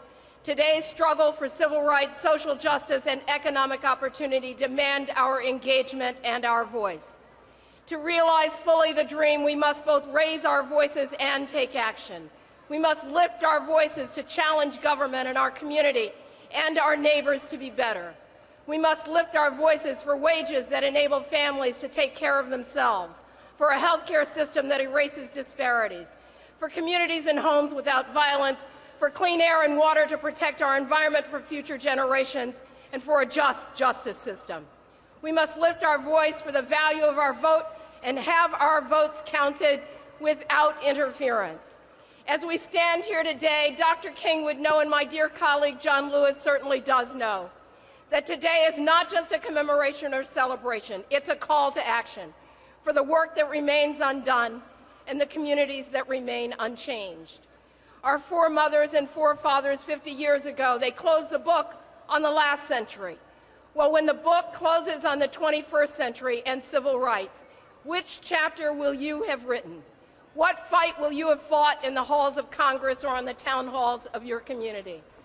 For men and women, black and white, Latino and Asian, Muslim, Christian and Jew, gay and straight, I hope this book includes you. We need you to act. The final chapter must include your voice to achieve Dr. King's dream. They cannot be written without you. Please welcome the CEO of Bend the Arc, Alan Van Capel. 50 years ago, a rabbi shared these steps with Dr. King and began his remarks by saying, "I speak to you as an American Jew. My name is Alan Van Capel, and I speak to you today as an American Jew. I represent the Jewish civil rights group Bend the Arc and the more than 30 organizations that collectively make up the Jewish Social Justice Roundtable. The vision Dr. King offered us 50 years ago wasn't only a dream. It was a call for equality, but it was also a demand for justice. We may be closer to legal equality, but we are far, far, far from justice. We are far from justice when young black men can be stopped, frisked, and disrespected on the streets of New York City. We are far from justice when students carry the burden of loans. We are far from justice when 11 million immigrants work every single day without protections and a pathway to citizenship. And we are far from justice when a gay, lesbian, or transgender person can be fired from their job simply because of who they are. We are far from justice when we accept the fact that the rich are getting richer and the poor keep getting poorer, and when we go to bed each night allowing any American child to go to bed hungry. Yes, the moral arc of the universe is long, and it does in fact bend towards justice, but it doesn't bend on its own. It bends because of people like Bayard Rustin and Andrew Goodman and James Chaney and Mickey Schwerner. It bends because of you and me. We make the arc bend, and for many of us, it's not bending fast enough. Every year we recall how Moses led his people out of slavery into the promised land, but the desert came first. Jews believe the only way to the promised land is through the desert. There is no way to get from here to there without marching and organizing together. So as I look out on this mall with people so diverse, so passionate, so bonded together by shared values, I have hope today that we will in fact know that the edge of our desert is near and that the promised land is in sight. How's everybody doing out there? We're not going to let the rain stop us. In communities all across this nation, there are people who are suffering and in need. And Dr. King once said, life's most persistent question and urgent question is, what are you doing for others? Joining us now are two advocates of civil engagement. Please welcome the chair of the National Council of Negro Women, Ingrid Saunders Jones.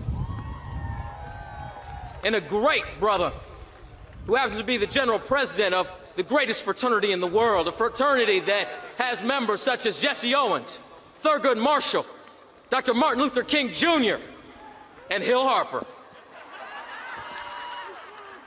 Mark Tillman, general president of Alpha Phi Alpha Fraternity, Incorporated.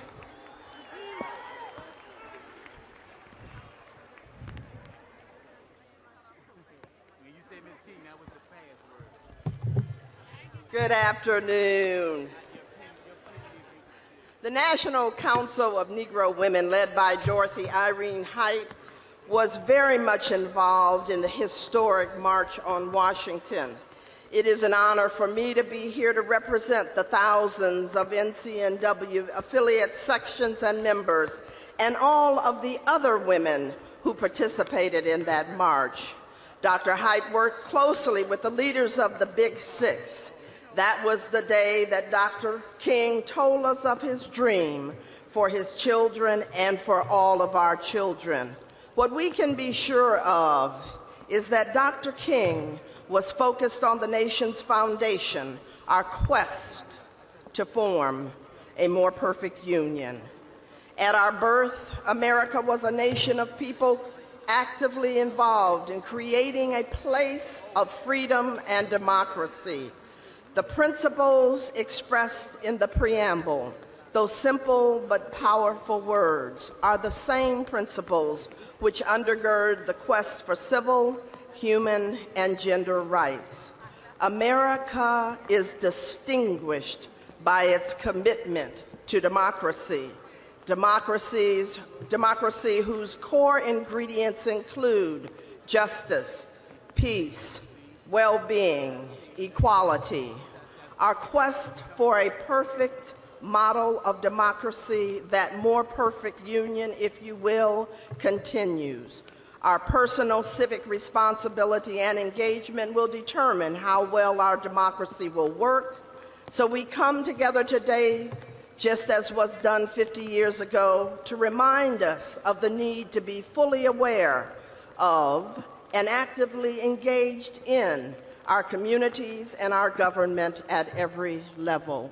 Remember, the children of the 60s movement led us to today and are our leaders today. I am sure that we have seen and will hear from the children who will be the leaders of tomorrow. Thank you.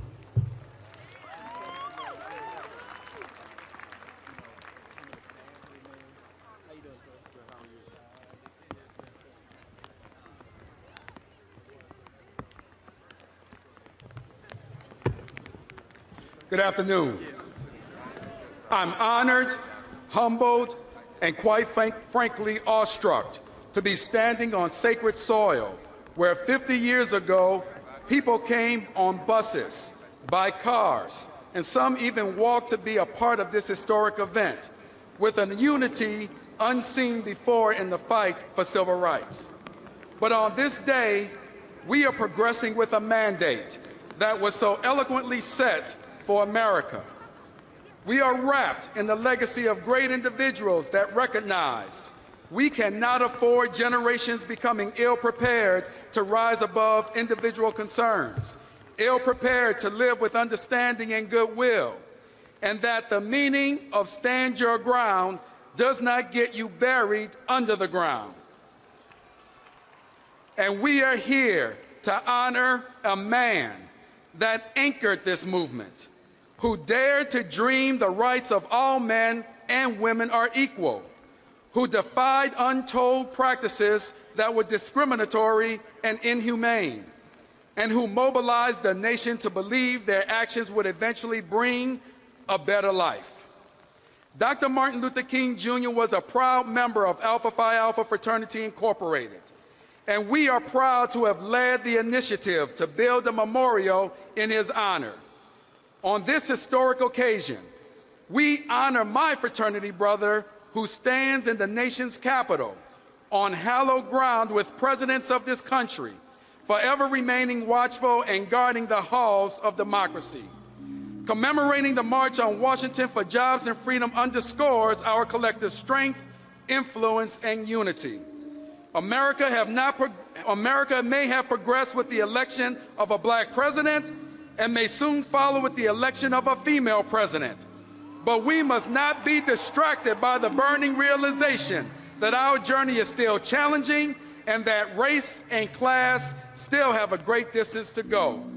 All of us are the beneficiaries of legacy to show our children they can dream with confidence in realizing their most ambitious hopes and aspirations. Let's continue to march for their freedom. Thank you. Ladies and gentlemen, Dolores Huerta.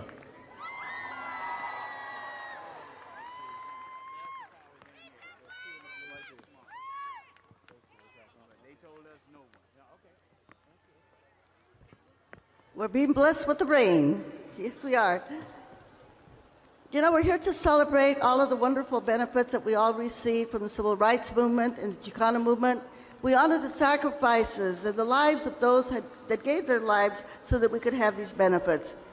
We want to honor Coretta Scott King for all of the work that she did to get that Martin Luther King holiday, the national holiday. We want to honor Yolanda King for all that she did on behalf of women and children to stop abuses of both. But, you know, Dr. King said on this very stage, go back to your communities, go back to the South, go back to the North, and I'm saying also to the West, because we've got to continue to organize to fulfill that dream. Because, you know what? If we don't do it, it's not going to happen.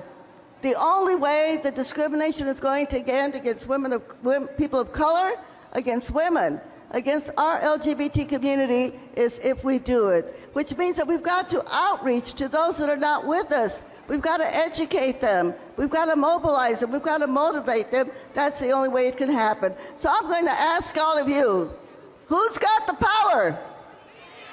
Let's say it loud and clear. We've got the power. I'm going to say, who's got the power? I want you to say, we've got the power. Who's got the power? And I'm going to say, what kind of power? I want you to say, people power. What kind of power? People power. All right, so we can do it. Yes, we can. Si se puede. Let's all say this all together. Yes, we can. Si se puede. Put your hands up, everybody, like this. We're going to all clap together, and in Spanish, we're going to say, si se puede, which means yes, we can. Let's do it. Si se puede.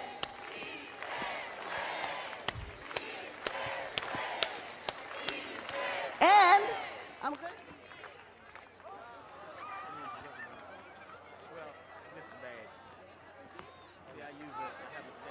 Please welcome LeAnn Rimes.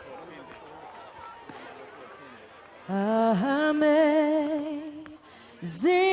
grace, how sweet the sound that saved a wretch like me. I once was lost, but now I'm found. I was blind, but now I see.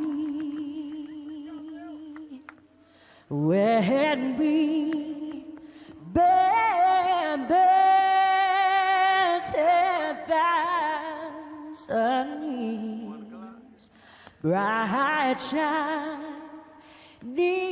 as the sun, we've doubtless day to sing God's praise. Then when we first begun,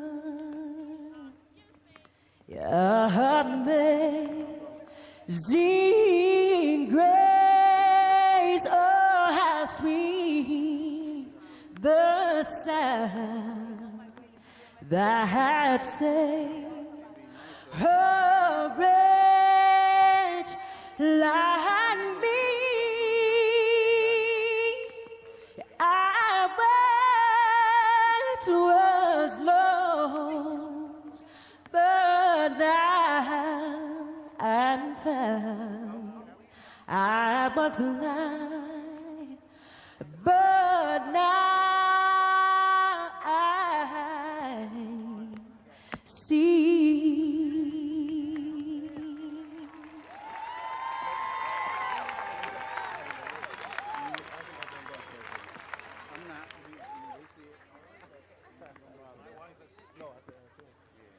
One more time for LeAnn Rimes. You know, we've made considerable progress in the last 50 years, but many of the problems that plagued our communities back then still challenge us today. Here to tell us where we go from here is a man who I have a great deal of respect for, the President and CEO of the National Urban League, Marc Morial.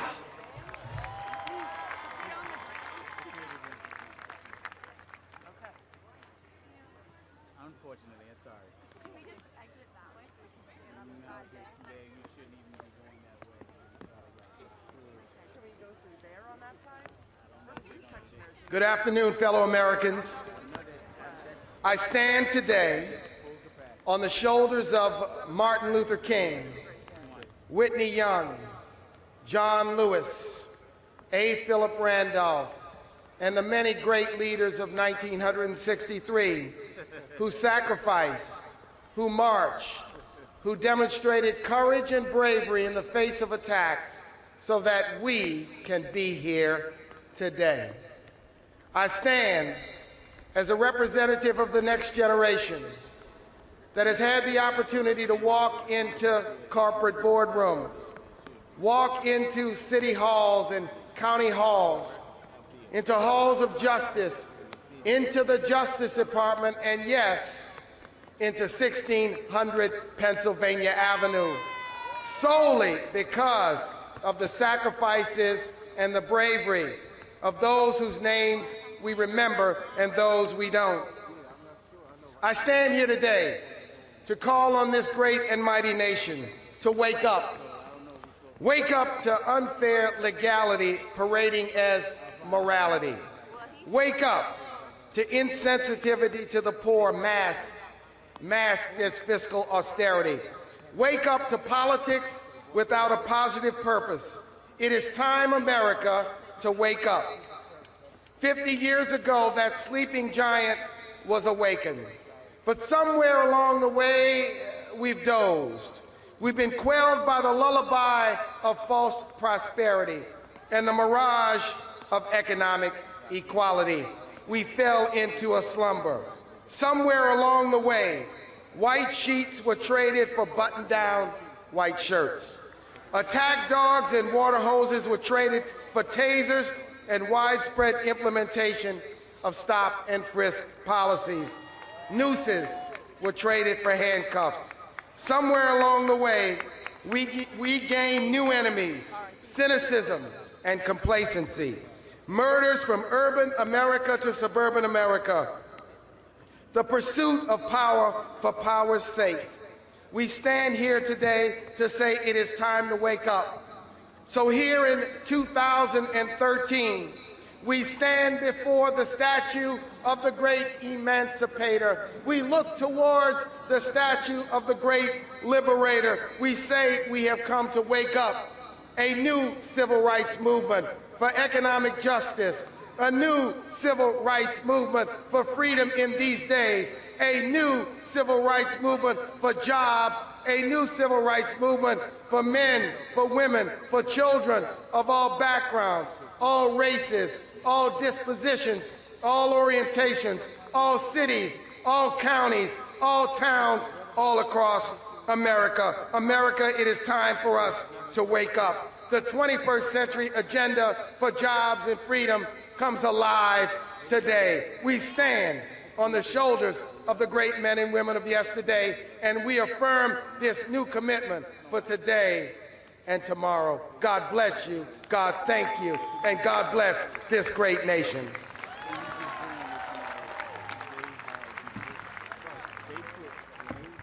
Good afternoon. I am Marcia Fudge, the chair of the Congressional Black Caucus.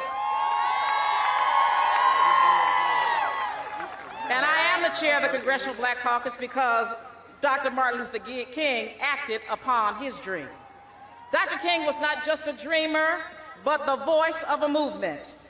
In 1963, there were 5 members of the Congressional Black Caucus. Today, there are 44 African-American members in Congress. Dr. King dreamed of an America where every individual, no matter their race, nationality, or socioeconomic background, would have the opportunity to achieve dreams of their own. His dream was a call to action. Dr. King advocated for an America where everyone would be afforded their inalienable rights to life, liberty, and the pursuit of happiness. a nation where there would be equal protection under the law, and a country where every person's right to vote is protected. He dreamed of an America where every child has access to quality schools and an education that prepares them for their future. And he dreamed that we as a nation would walk together on the swift path towards justice. Now it is up to us, the Congress of the United States of America, to work together to pass a jobs bill that ensures decent jobs for all of our citizens.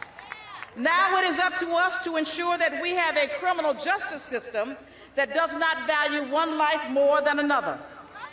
Now it is up to us to make sure that no child goes hungry to school or to bed. In Dr. King's words, we cannot and we must not be satisfied with anything less.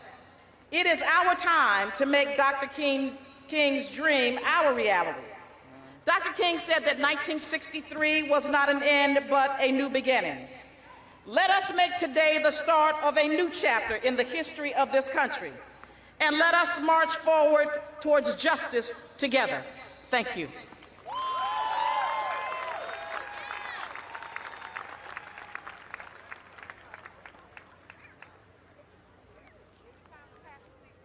Brothers and sisters, the members of the Service Employees International Union are proud to join the freedom fighters across this country in insisting on the 3 freedoms that are on the back of your program. And in the spirit of the civil rights, economic leadership whose shoulders we stand, I want you to join me in repeating the pledges of the freedoms we are committing ourselves here today. The freedom to participate in government, the freedom to prosper in life, the freedom to peacefully coexist. Our members are proud to join with working people, faith leaders, community leaders all across this country in joining our hands in a renewed commitment to bending the arc towards justice and continuing the struggle to achieve racial equality and economic equality for all by delivering on the promise of the Affordable Care Act, by insisting that we prevail in winning common sense immigration reform now, and by joining together to create good jobs by supporting workers all across this country who have the guts to stand up, join together, and demand a living wage from their employers. The fight continues. We want to work for a just society where all work is valued, every human being is respected, where every family and community can thrive, and where we, brothers and sisters, join together in pursuing the freedom to have a better and more equal society for the next generation. Thank you.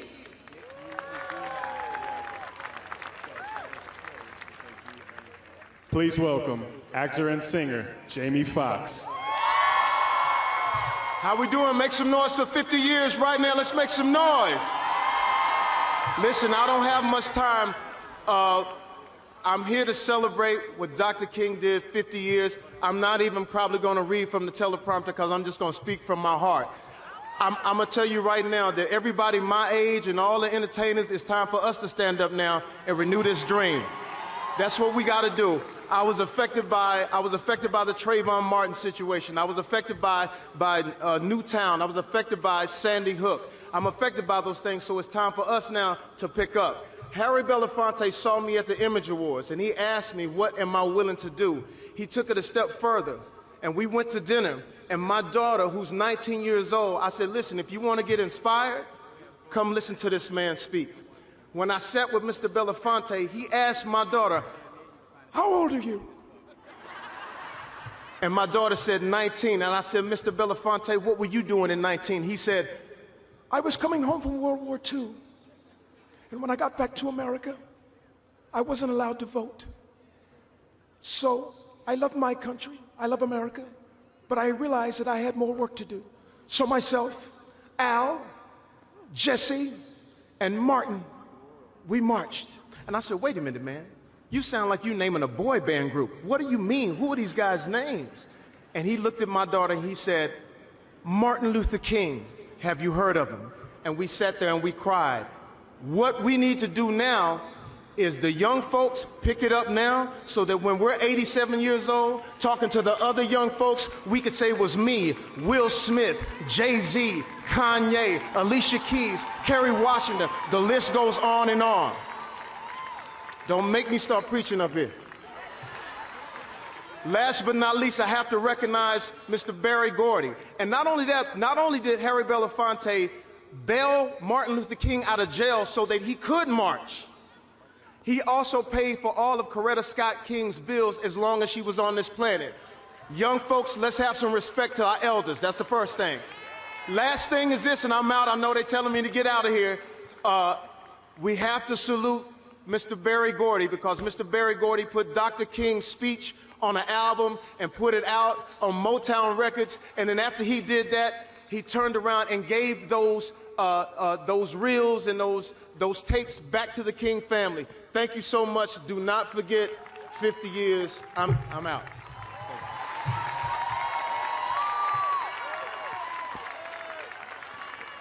Jamie Foxx, ladies and gentlemen.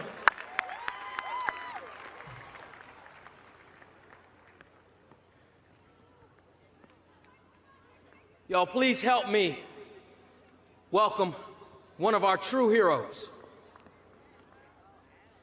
A man who needs no introduction. A man who's going to fire us up. A man who is the president of the National Action Network, the Reverend Al Sharpton.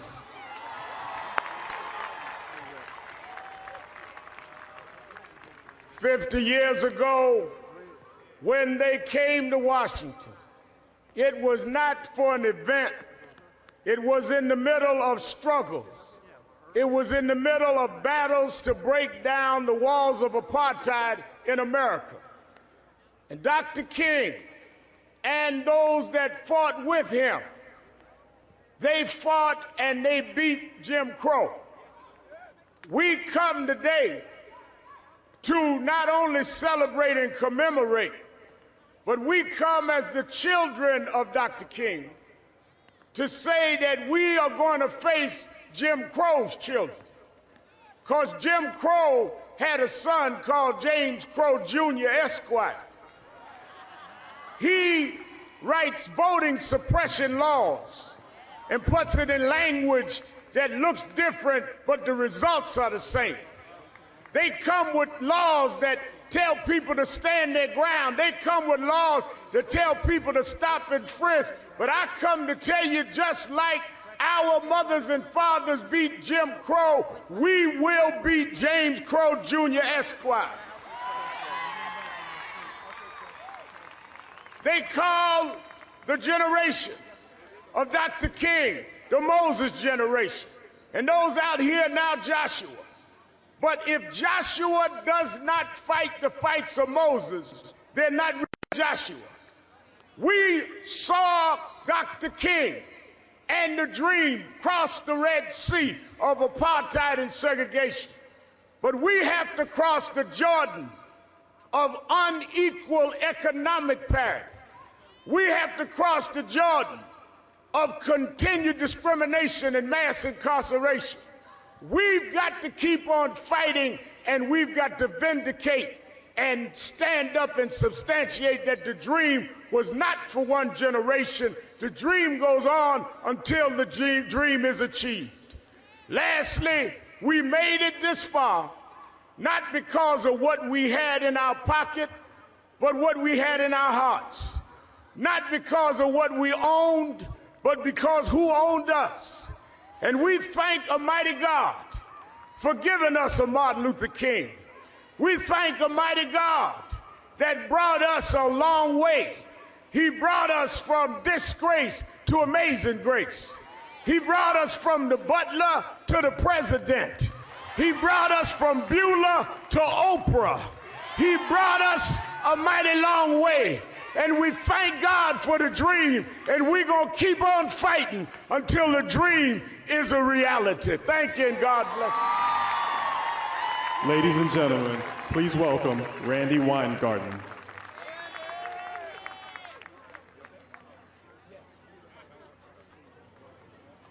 Ladies and gentlemen, sisters and brothers, I am the president of the 1.5 million member American Federation of Teachers.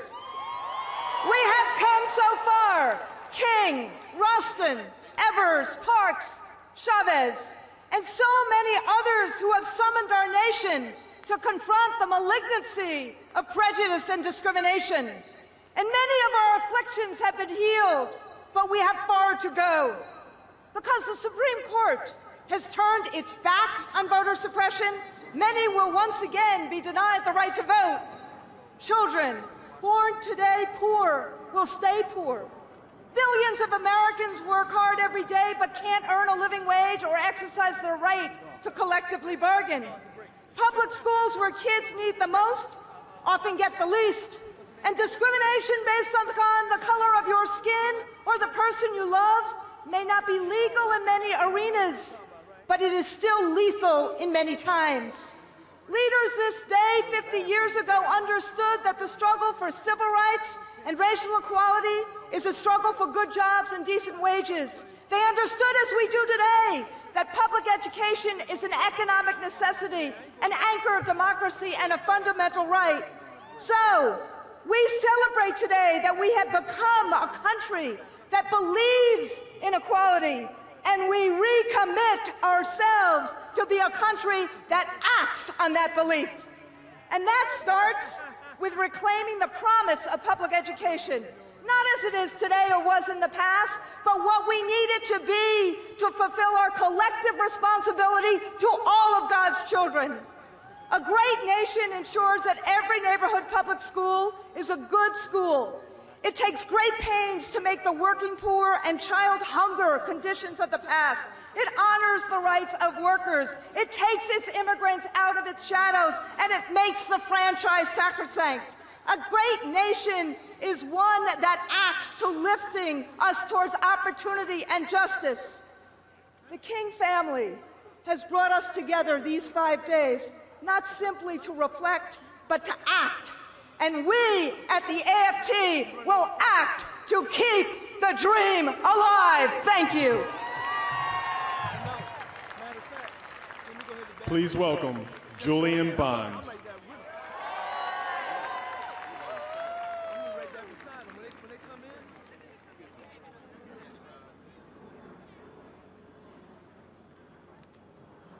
This is a special day and a special place for all of us.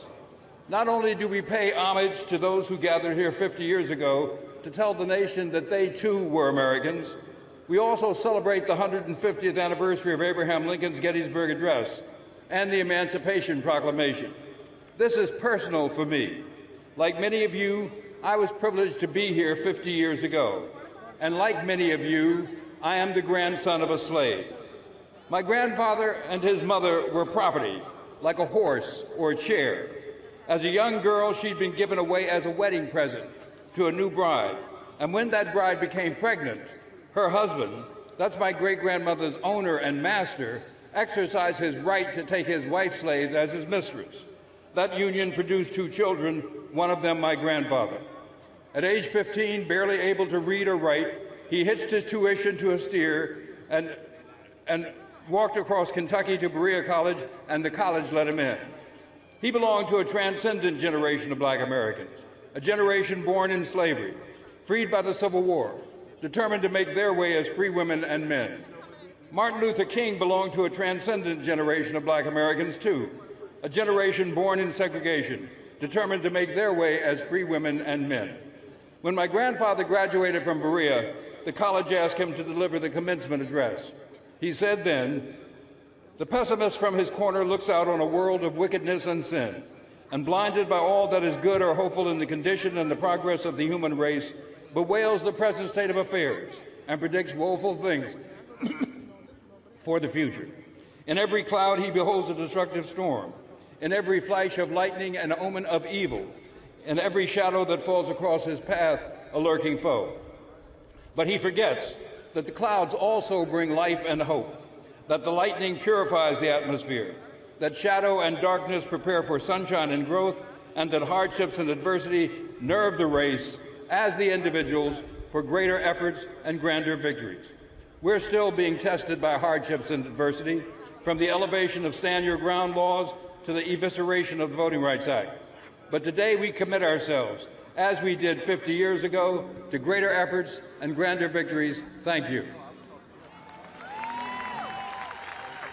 And now, please welcome gospel singer and songwriter, Ms. Shirley Caesar.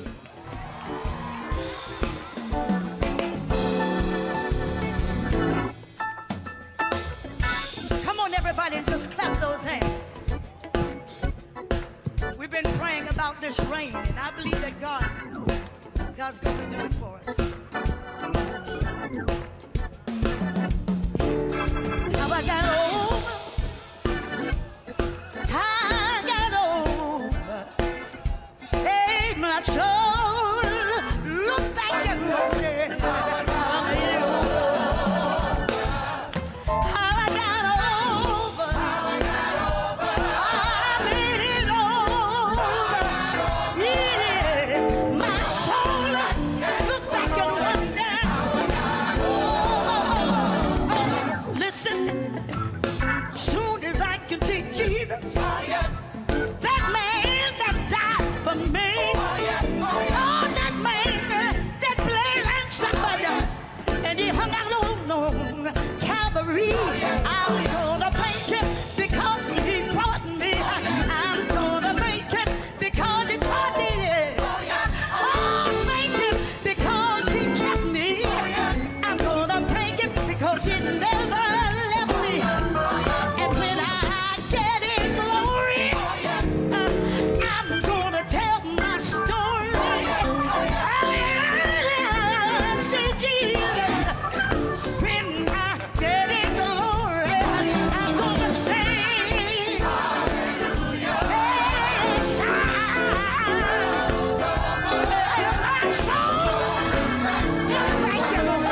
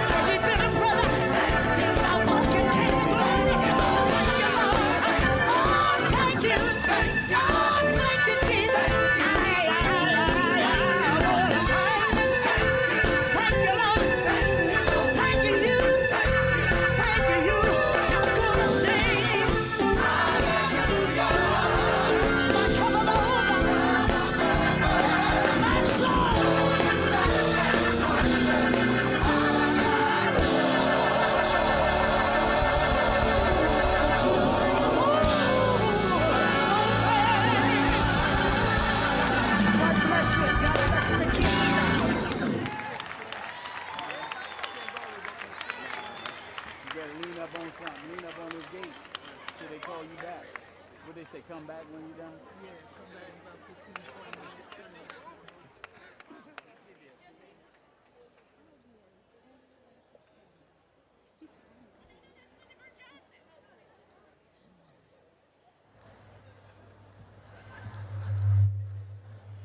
In 1963, at a historic spot, my father, Lyndon Johnson, a passionate believer in equality, spoke these words. 100 years ago, the slave was freed. 100 years later, the Negro remains in bondage to the color of his skin. The Negro today asks justice. We do not answer him. We do not answer those who lie beneath this soil. We reply to the Negro by asking patience. The place was Gettysburg, and I was there with him when he spoke on Memorial Day 1963 at the 100th anniversary of the Civil War. He was vice president at that time, and it was 3 months before the historical March on Washington that we commemorate today. At a superficial glance, my father, the grandson of a Confederate soldier, may not have seemed the most obvious ally to the movement. A white Southerner from Jim Crow South, he was no young idealist fresh out of college, nor was racial equality a pressing goal of the majority of his Texas constituents, rather the opposite. But as a teacher, he had seen the plight of his Mexican-American students, and Dr. King's powerful dream found a kindred spirit in my father, who cared deeply about fairness and equality. When the tragedy of President Kennedy's assassination propelled him to the presidency, he used every power at his disposal, including his considerable legislative muscle, to push through the Civil Rights Act of 1964,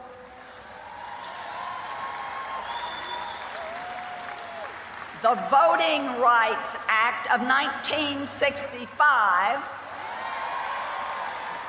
and the Fair Housing Act of 1968. In Daddy's last year in the White House, signing the third Civil Rights Bill, he wrote, "I do not exaggerate when I say that the proudest moments of my presidency have been times such as this, when I have signed into law the promises of a century." Recently, the Supreme Court struck down part of the Voting Rights Act, which did so much to combat voting inequality in our country. Now, 50 years later, there are still many examples from current events on how much farther we have yet to go to achieve that promise of a colorblind America. But remember, too, that fairness and equality are powerful ideas that resonate with all Americans. And with a message as inspiring and timeless as the dream of Dr. King, there will be unexpected allies if only we look for them. And you know what his wife said? Coretta Scott King said, "Freedom is never really won. You earn it and win it in every generation." And she was right. So let's go forth like Jimmy Fox said. Thank you.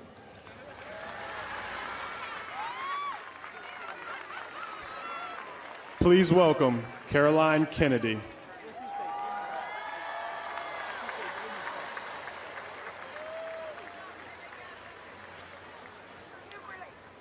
Thank you, Linda Johnson, Rob. Good afternoon. 50 years ago, my father watched from the White House as Dr. King and thousands of others recommitted America to our highest ideals. Over the preceding months, President Kennedy had put the full force of the federal government on the side of the movement, calling on all Americans to recognize that we faced a moral crisis as old as the scriptures and as clear as the American Constitution. His brothers, my Uncle Bobby and Teddy, my Aunt Eunice, continued his commitment, working to expand the promises made here to others suffering from discrimination and exclusion. A few months ago, after the Trayvon Martin verdict was handed down and the Supreme Court eviscerated the Voting Rights Act, President Obama did the same, reminding us all that despite our remarkable progress, each generation must rededicate itself to the unfinished work of building a free and just America. 50 years ago, our parents and grandparents marched for jobs and freedom. We have suffered and sacrificed too much to let their dream become a memory. The children in our failing schools are all of our children. The victims of hate crimes and gun violence are our brothers and sisters. In the words of an old Japanese proverb, the water flows on, but the river remains. Now it's our turn to live up to our parents' dream, to draw renewed strength from what happened here 50 years ago, and work together for a better world. Thank you. Please welcome actor and UNESCO Goodwill Ambassador for Peace Reconciliation, Forrest Whitaker.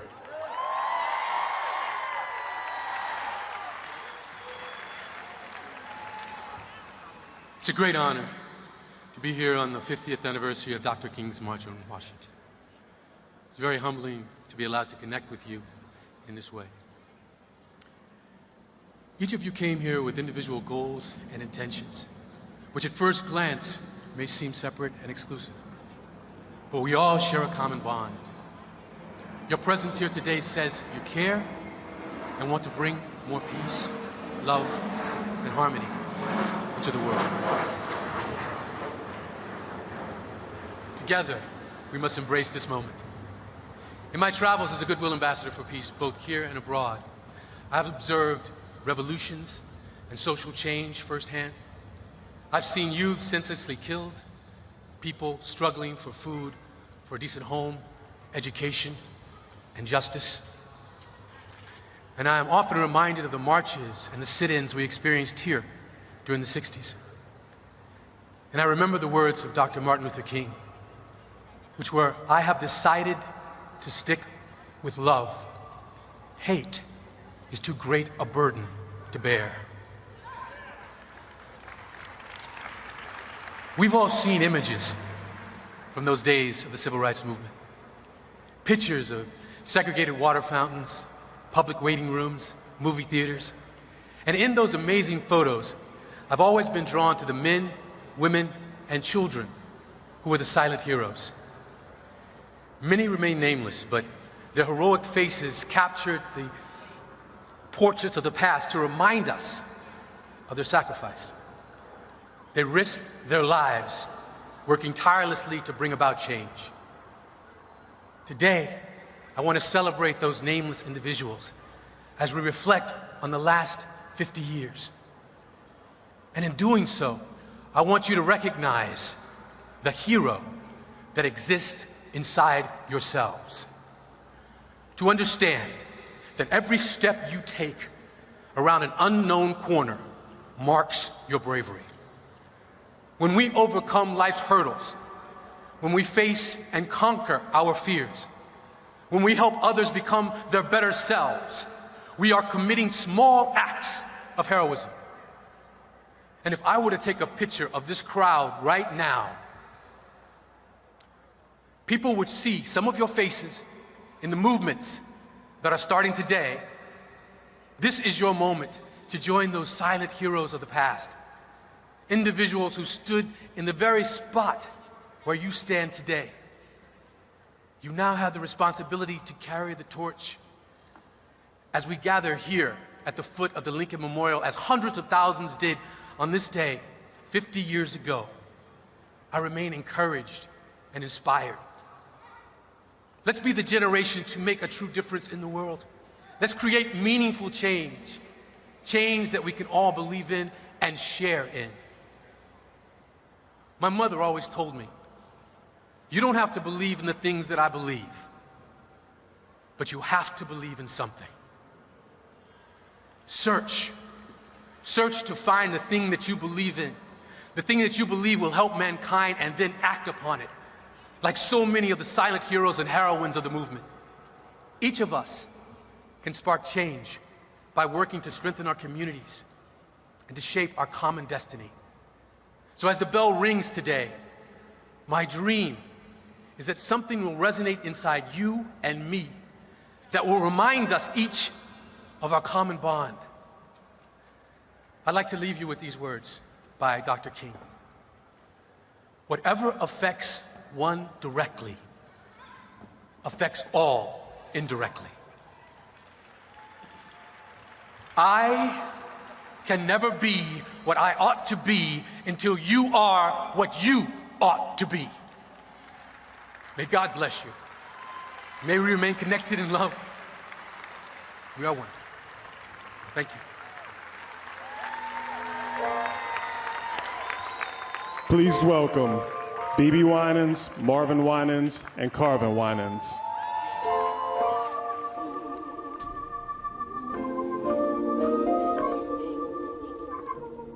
Those predestinate, he also called, and to whom he called, he justified, and to whom he justified, he glorified. So what do we say to all these things? If God be for us, who can be against us? If God be for us, who can be against us? If God be for me, who can be against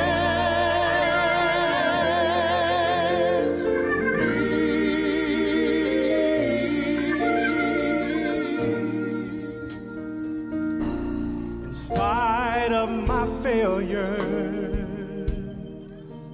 I've still been called, and because of Calvary, I've been justified. And when it's all over, he promised to glorify. So what do we say to all of these things? This is what we say. God before us, who can be against us? Save God before us, who can be against us? If God before me, who can be against me?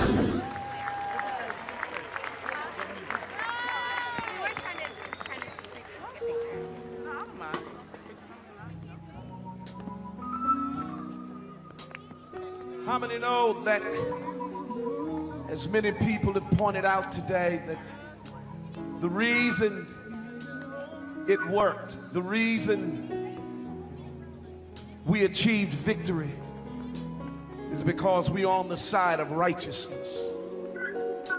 And no matter who tries to stand in your way, I want you to leave here knowing that if God is for you.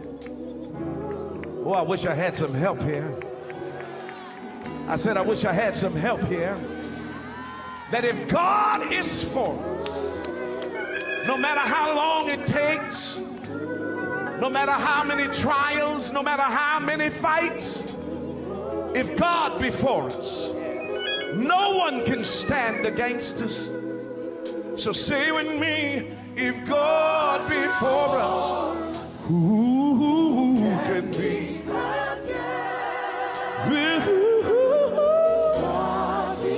God be for us, who can be? No matter how long it takes, if God be for me, who can be against? Hey, you might have to sing in the rain sometime, but if God be for us, who can be against? Hey, hey, hey. Well. I read that God be for me. Well, yes, sir. Who can be? Nobody can be against me. Oh, it's God be for. Well. So happy to be on the side. So happy to be on the Lord's side. Happy to be on the Lord's side. Oh, well.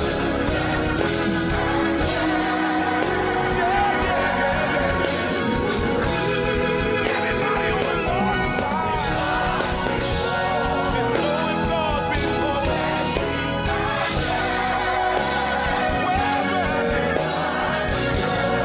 I'm so glad it's for me. I'm so glad He's with me. Who can be?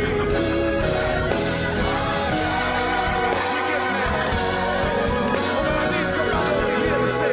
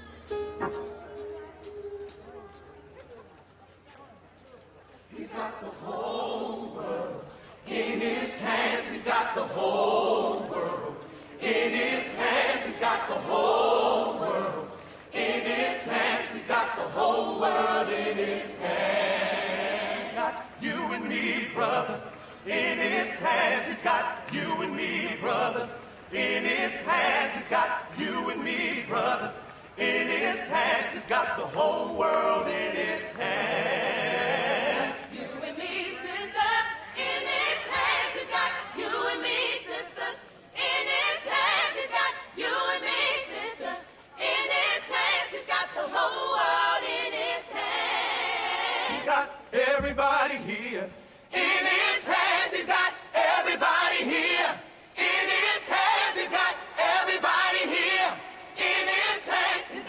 whole world in his hands.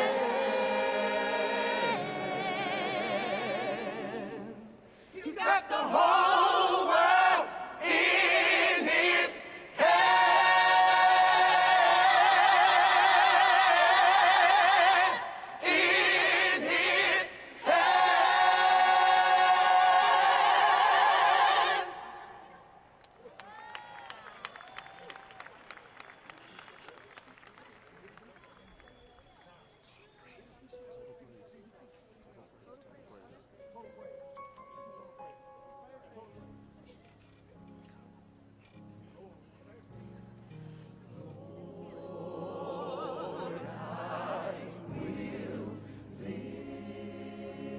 In his hands.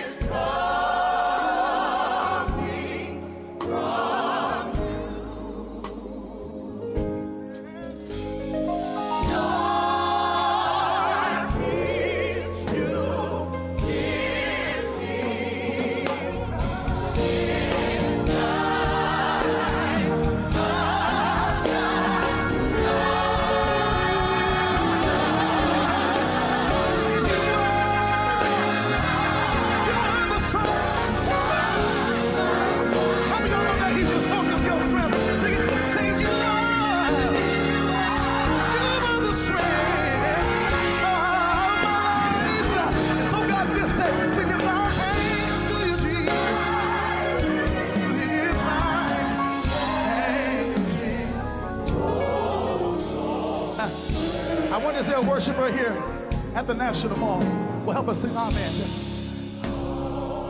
Hallelujah. Come on, just wave your hand in the atmosphere today. Come on, sing it. See, amen. Hallelujah. Thank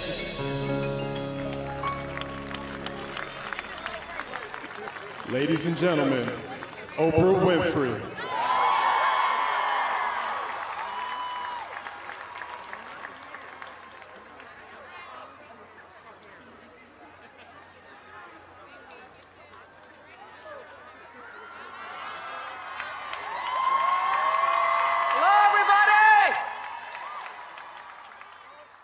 I am absolutely thrilled to be here. I remember when I was 9 years old and the march was occurring, and I asked my mama, can I go to the march?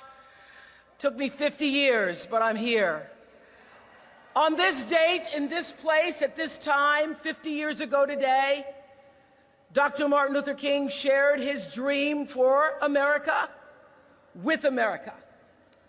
Dr. King was the passionate voice that awakened the conscience of a nation and inspired people all over the world The power of his words resonated because they were spoken out of an unwavering belief in freedom and justice, equality, and opportunity for all.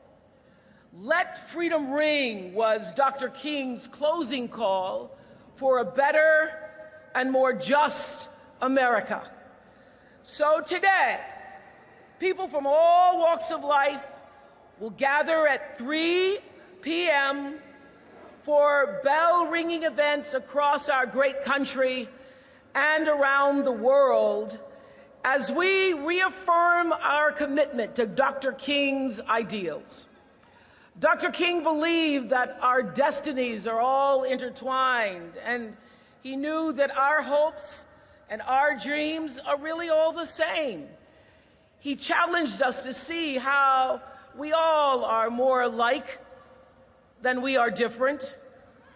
So as the bells of freedom ring today, we're hoping that it's a time for all of us to reflect on not only the progress that has been made, and we've made a lot, but on what we have accomplished and also on the work that still remains before us. It's an opportunity today to recall where we once were in this nation and to think about that young man who at 34 years old stood up here and was able to force an entire country to wake up, to look at itself, and to eventually change.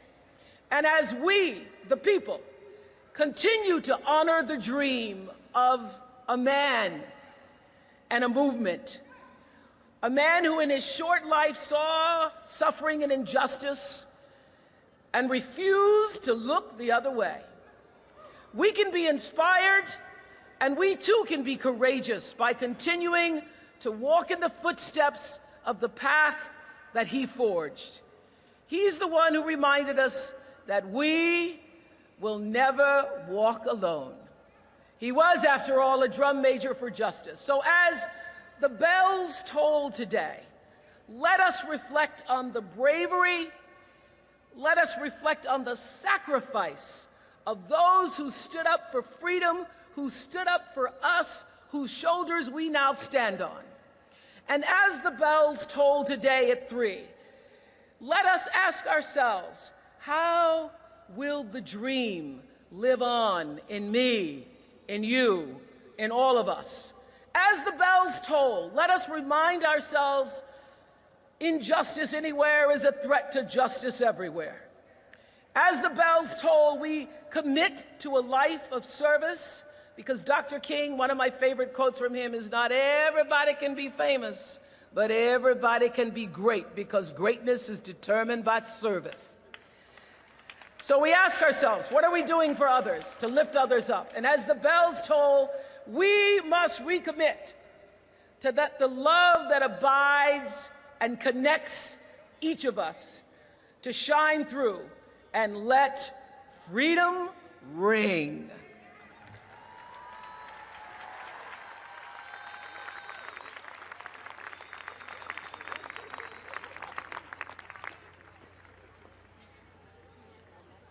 Please welcome the King family in welcoming the Honorable John Lewis of Georgia.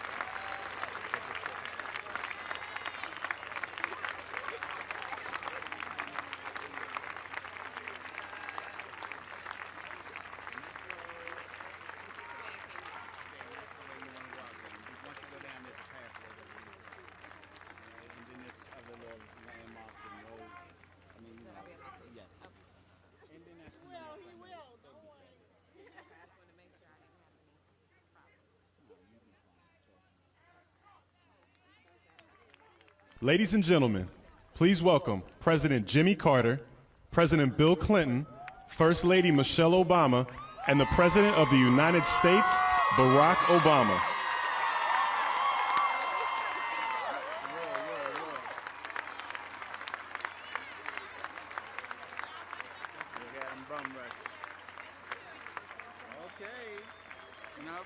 can't go no further. Sorry.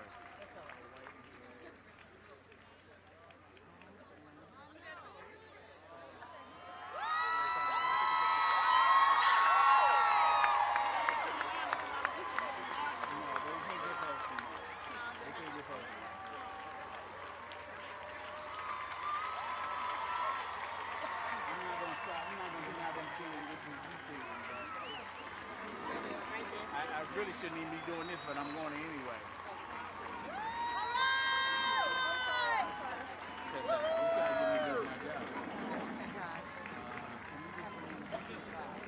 Hey, I love the Lord too. I'm a child of God.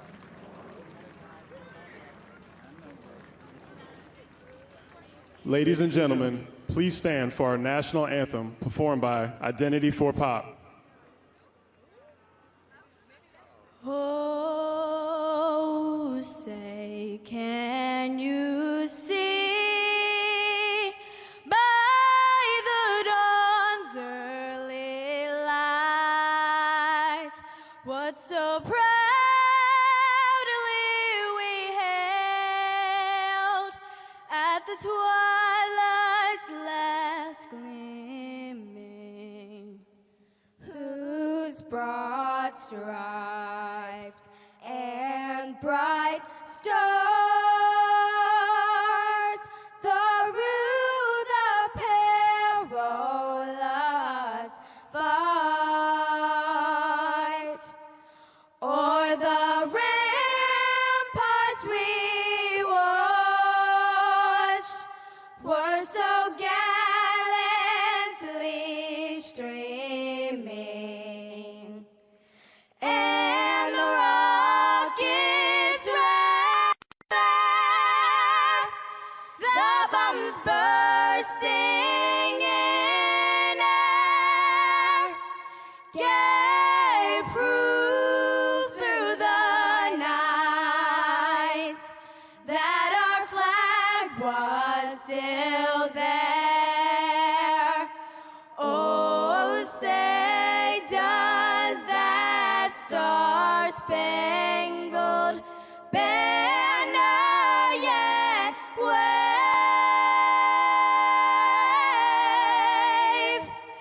o'er the land of the free and the home of the brave?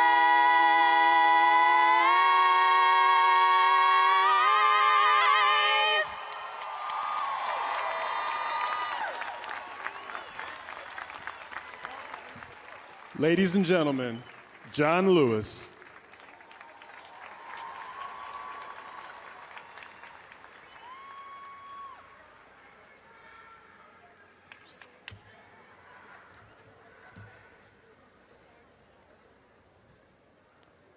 President and Mrs. Obama, President Clinton, President Carter, I want to thank Bernice King, the King family, and the National Park Service for inviting me here to speak today. When I look out over this diverse crowd and survey the guests on this platform, it seemed to realize what Otis Redding sang about and what Martin Luther King Jr. preached about. This moment in our history has been a long time coming, but a change has come. We are standing here in the shadow of Abraham Lincoln, 150 years after he issued the Emancipation Proclamation, and only 50 years after the historic March on Washington for jobs and freedom. We have come a great distance in this country in the 50 years, but we still have a great distance to go before we fulfill the dream of Martin Luther King Jr. Sometimes I hear people saying nothing has changed, but for someone to grow up the way I grew up in the cotton fields of Alabama, to now be serving in the United States Congress makes me want to tell them, come and walk in my shoes. Come, walk in the shoes of those who were attacked by police dogs, fire hoses, and nightsticks, arrested and taken to jail. I first came to Washington in the same year that President Barack Obama was born to participate in the Freedom Ride. In 1961, black and white people could not be seated together on a Greyhound bus. So we decided to take an integrated fashion ride from here to New Orleans, but we never made it there. Over 400 of us were arrested and jailed in Mississippi during the Freedom Ride. A bus was set on fire in Anniston, Alabama. We were beaten and arrested and jailed, but we helped bring an end to segregation in public transportation. I came back here again in June of 1963 with the Big Six as the new chairman of the Student Nonviolent Coordinating Committee. We met with President Kennedy, who said the fires of frustration were burning throughout America. In 1963, we could not register to vote simply because of the color of our skin. We had to pay a poll tax, pass a so-called literacy test, count the number of bubbles in a bar of soap, or the number of jelly beans in a jar. Hundreds and thousands of people were arrested and jailed throughout the South for trying to participate in the democratic process. Medgar Evers had been killed in Mississippi, and that's why we told President Kennedy we intended to march on Washington to demonstrate the need for equal justice and equal opportunity in America. On August 28, 1963, the nation's capital was in a state of emergency. Thousands of troops surrounded the city. Workers was told to stay home that day. Liquor stores were closed. But the march was so orderly, so peaceful. It was filled with dignity and self-respect. Because we believe in the way of peace, the way of love, the way of nonviolence. People came that day to that march dressed like they were on their way to a religious service. As Mahalia Jackson sang, how we got over, how we got over. She drew thousands of us together in a strange sense. It seemed like the whole place started rocking. We truly believe that in every human being, even those who were violent toward us, there was a spark of the divine. And no person had the right to scar or destroy that spark. Martin Luther King Jr. taught us the way of peace, the way of love, the way of nonviolence. He taught us to have the power to forgive, the capacity to be reconciled. He taught us to stand up, to speak out, to find a way to get in the way. People were inspired by that vision of justice and equality, and they were willing to put their bodies on the line for a greater cause, greater than themselves. Not one incident of violence was reported that day. A spirit had engulfed the leadership of the movement and all of its participants. The spirit of Dr. King's words captured the hearts of people not just around America, but around the world. On that day, Martin Luther King Jr. made a speech, but he also delivered a sermon. He transformed these marble steps of the Lincoln Memorial into a modern-day pulpit. He changed us forever. After the ceremony was over, President Kennedy invited us back down to the White House.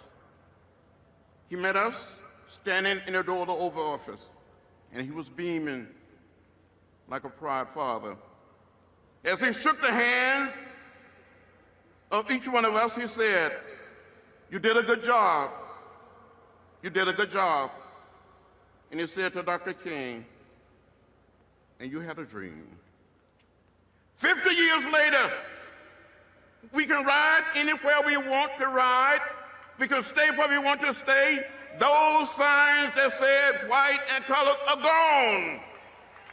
And you won't see them anymore. Except in a museum, in a book, on a video. But there's still invisible signs, barriers in the hearts of humankind that form a gulf between us. Too many of us still believe our differences define us instead of the divine spark that runs through all of human creation. The scars and stains of racism still remain deeply embedded in American society. Whether it is stop and frisk in New York or injustice in the Trayvon Martin case in Florida. The mass incarceration of millions of American immigrants hiding in fear in the shadow of our society, unemployment, homelessness, poverty, hunger, or the renewed struggle for voting rights. So I said to each one of us today, we must never ever give up. We must never ever give in. We must keep the faith and keep our eyes on the prize.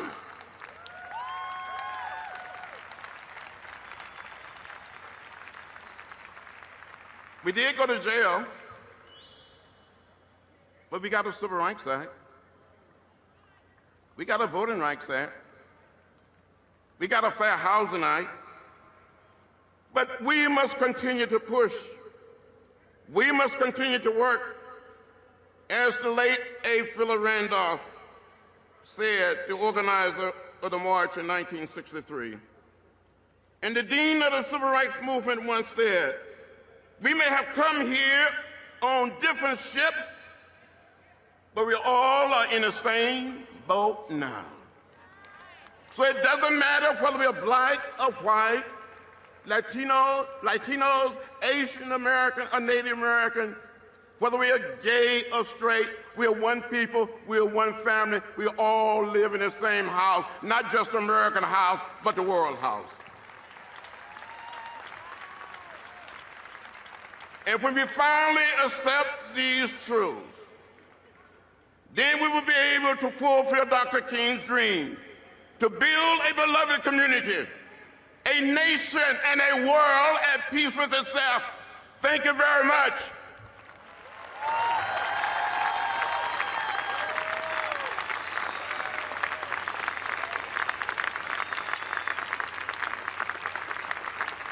Please welcome the 39th President of the United States, Jimmy Carter.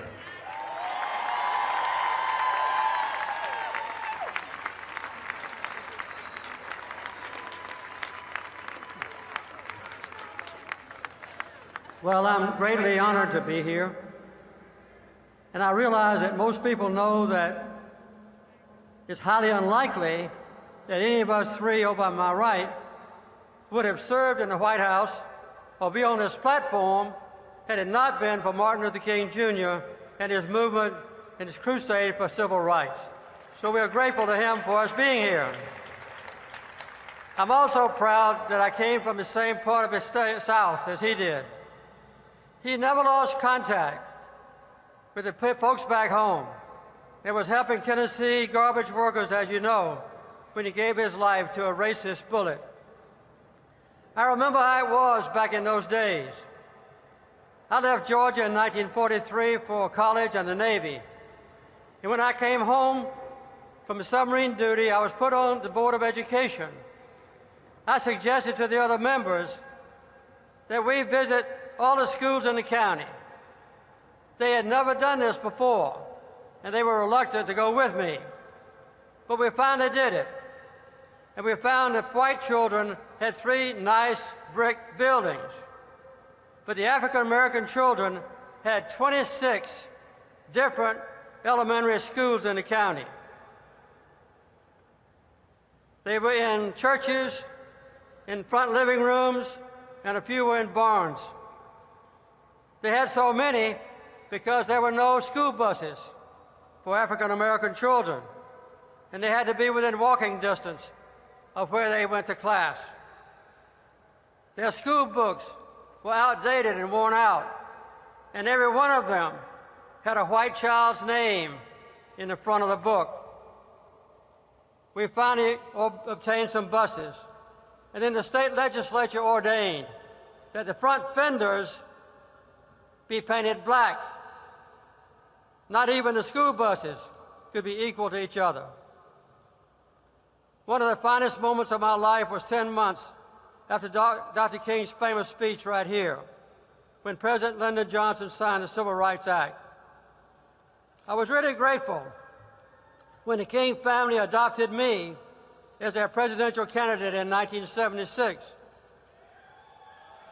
Every handshake from Dr. King, from Daddy King, every hug from Coretta got me 1 million Yankee votes.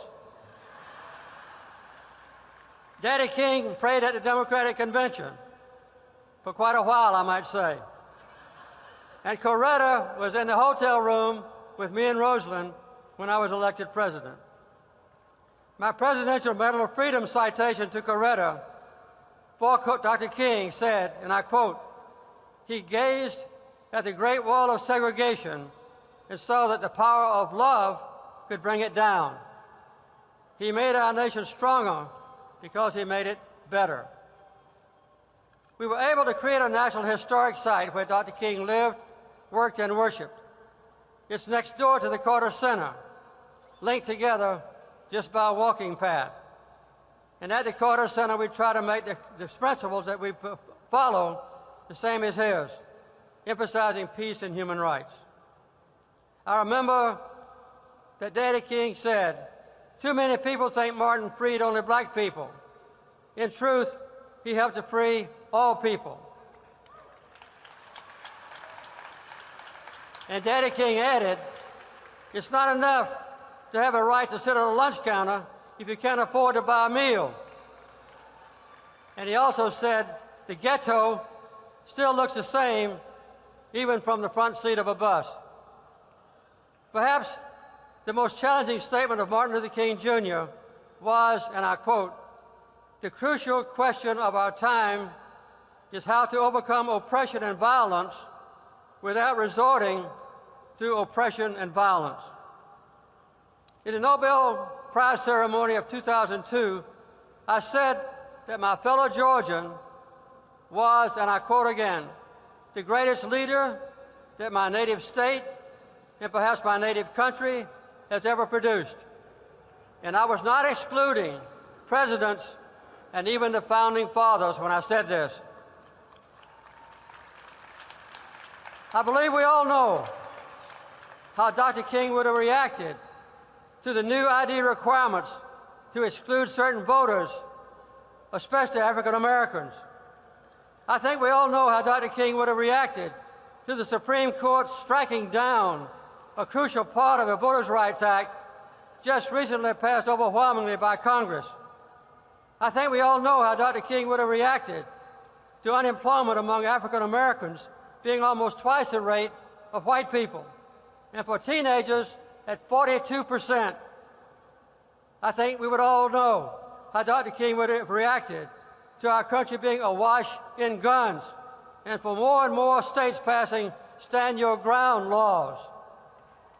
I think we know how Dr. King would have reacted for people of District of Columbia still not having full citizenship rights.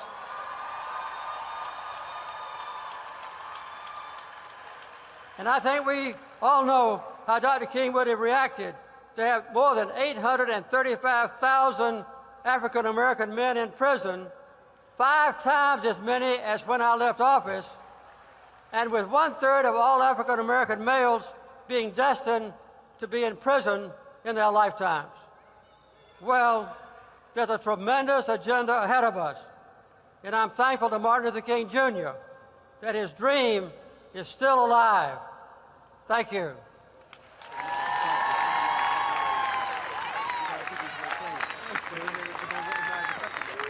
And now, please welcome the 42nd President of the United States, Bill Clinton.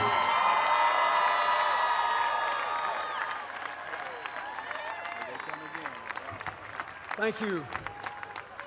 Mr. President, Mrs. Obama, President Carter, Vice President Biden, Dr. Biden, I want to thank my great friend, Reverend Bernice King, and the King family for inviting me to be a part of this 50th observation of one of the most important days in American history. Dr. King and A. Philip Randolph, John Lewis and Bayard Rustin, Dorothy Height, Merle Evers, Daisy Bates, and all the others who led this massive march knew what they were doing on this hallowed ground. In the shadow of Lincoln's statue, the burning memory of the fact that he gave his life to preserve the Union and end slavery, Martin Luther King urged his crowd not to drink from the cup of bitterness, but to reach across the racial divide. Because, he said, we cannot walk alone. Their destiny is tied up with our destiny. Their freedom is inextricably bound to our freedom. He urged the victims of racial violence to meet white Americans with an outstretched hand, not a clenched fist, and in so doing to prove the redeeming power of unearned suffering. And then he dreamed of an America where all citizens would sit together at the table of brotherhood, where little white boys and girls and little black boys and girls would hold hands across the color line, where his own children would be judged not by the color of their skin, but by the content of their character. This march and that speech changed America. They opened minds, they melted hearts, and they moved millions, including a 17-year-old boy watching alone in his home in Arkansas. It was an empowering moment, but also an empowered moment.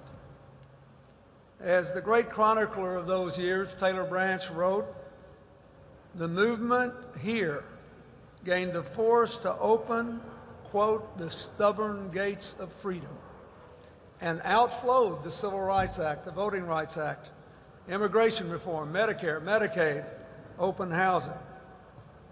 It is well to remember that the leaders and the foot soldiers here were both idealists and tough realists. They had to be. It was a violent time. Just 3 months later, we lost President Kennedy.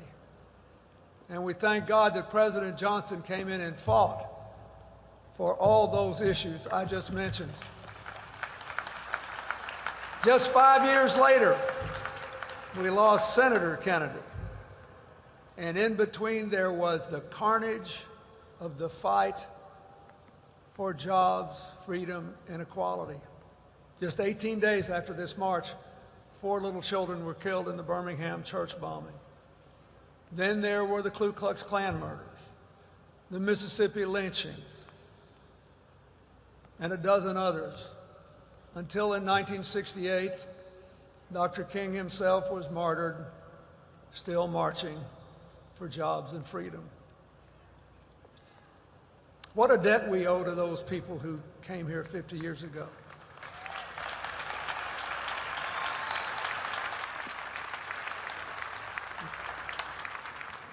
The martyrs played it all for a dream. A dream, as John Lewis said, that millions have now actually lived.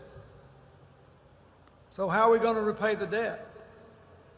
Dr. King's dream of interdependence his prescription of wholehearted cooperation across racial lines, they ring as true today as they did 50 years ago. Oh yes, we face terrible political gridlock now. Read a little history. It's nothing new. Yes, there remain racial inequalities in employment, income, health, wealth, incarceration, and in the victims and perpetrators of violent crime. But we don't face beatings, lynchings, and shootings for our political beliefs anymore. And I would respectfully suggest that Martin Luther King did not live and die to hear his heirs whine about political gridlock. It is time to stop complaining and put our shoulders against the stubborn gates holding the American people back. We cannot be disheartened by the forces of resistance to building a modern economy of good jobs and rising incomes, or to rebuilding our education system, to give all our children a common core of knowledge necessary to ensure success, or to give Americans of all ages access to affordable college and training programs. And we thank the President for his efforts in those regards. We cannot relax in our efforts to implement health care reform in a way that ends discrimination against those with pre-existing conditions, one of which is inadequate income to pay for rising health care.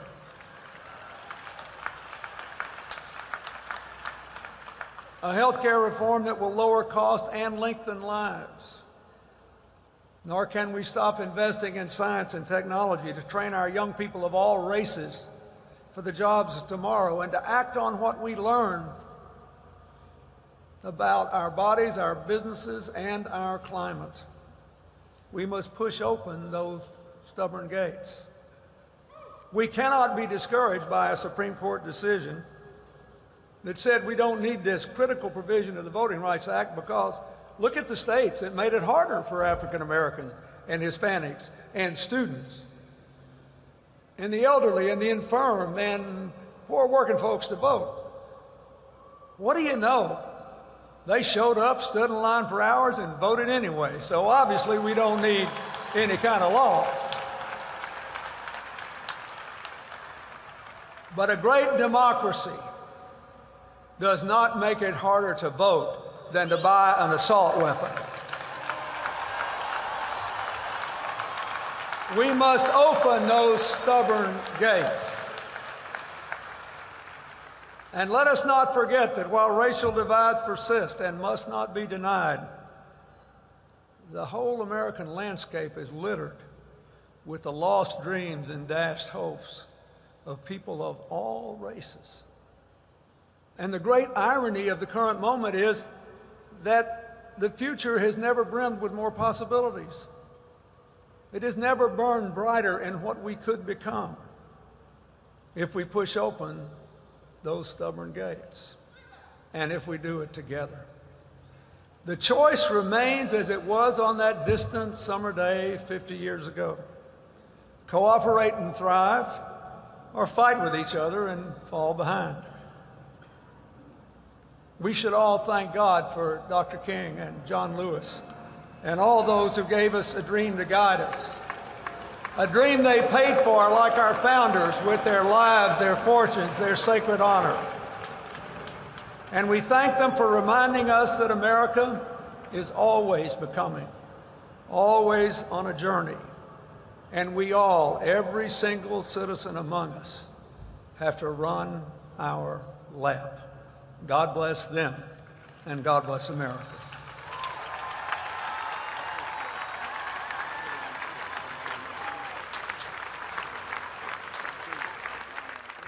Please give a warm welcome to Martin Luther King III.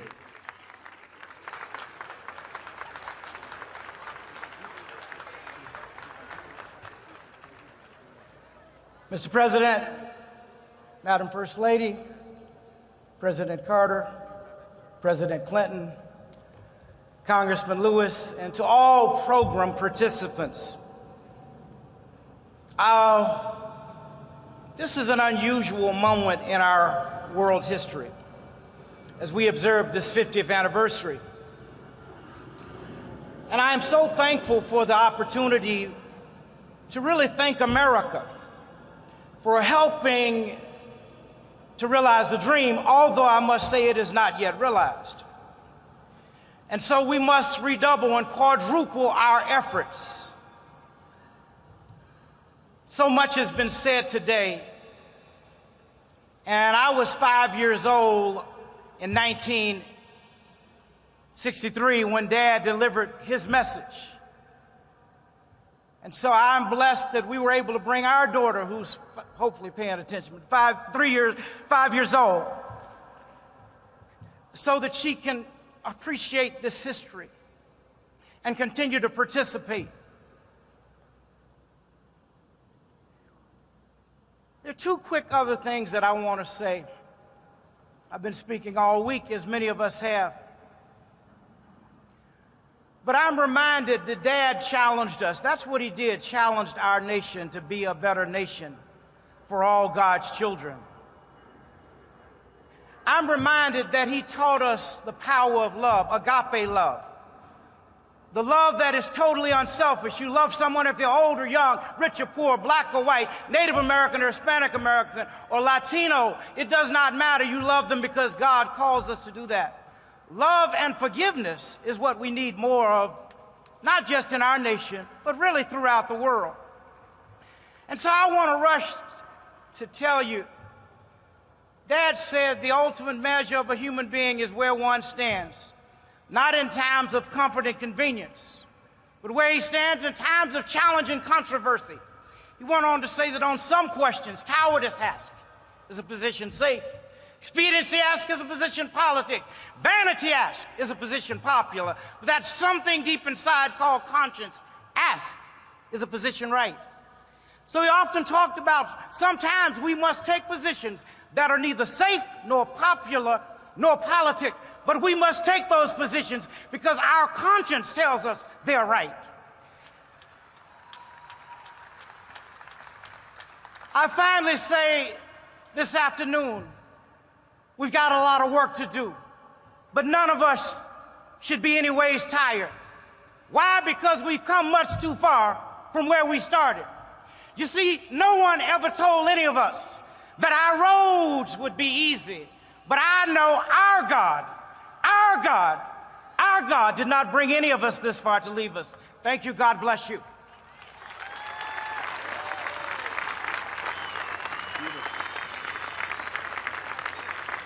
Please welcome Christine King Ferris.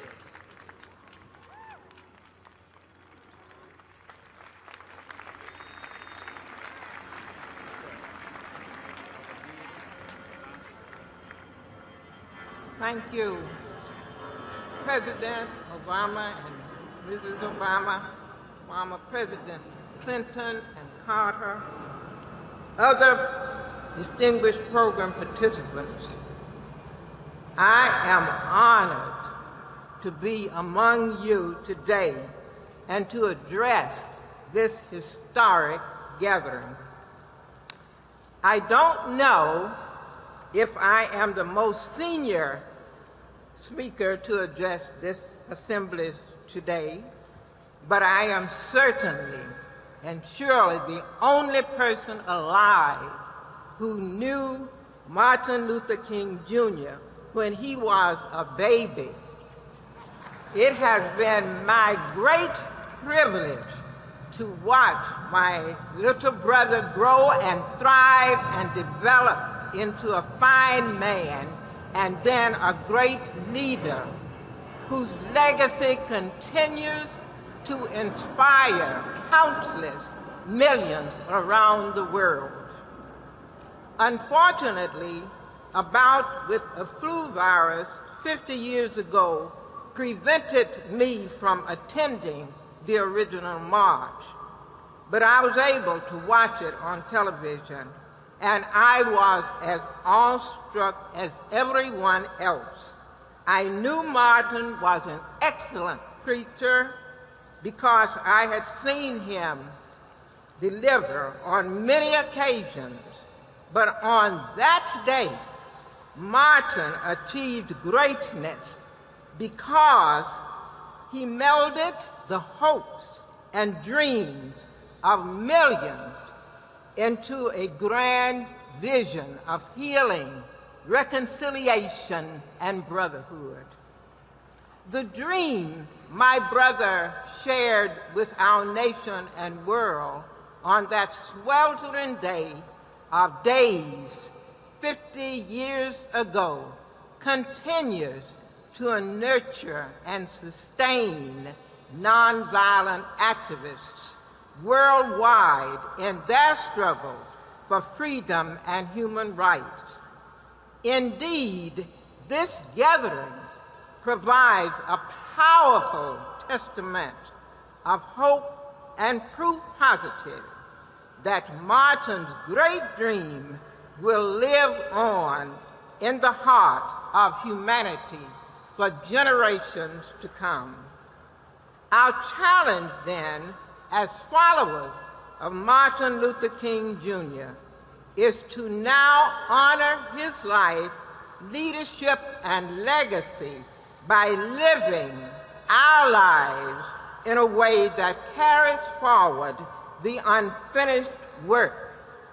There is no better way to honor his sacrifices and contributions than by becoming champions of nonviolence in our homes and communities, in our places of work, worship, and learning, everywhere, every day. The dream Martin shared on that day, a half-century ago, remains a definitive statement of the American dream, the beautiful vision of a diverse, freedom-loving people, united in our love for justice, brotherhood, and sisterhood. Yes, they can slay the dreamer, but no, they cannot destroy his immortal dream. But Martin's dream is a vision not yet to be realized, a dream yet unfilled, and we have much to do before we can celebrate the dream as a reality, as the suppression of voting rights and horrific violence that has taken the lives of Trayvon Martin and young people all across America has so painfully demonstrated. But despite the influences and challenges we face, we are here today to affirm the dream. We are not going to be discouraged. We are not going to be distracted. We are not going to be defeated. Instead, we are going forward into this uncertain future with courage and determination to make the dream a vibrant reality. And so the work to fulfill the dream goes on, and despite the daunting challenges we face on the road to the beloved community, I feel that the dream is sinking deep and nourishing roots all across America and around the world. May it continue to thrive and spread and help bring justice, peace, and liberation to all humanity. Thank you, and God bless you all.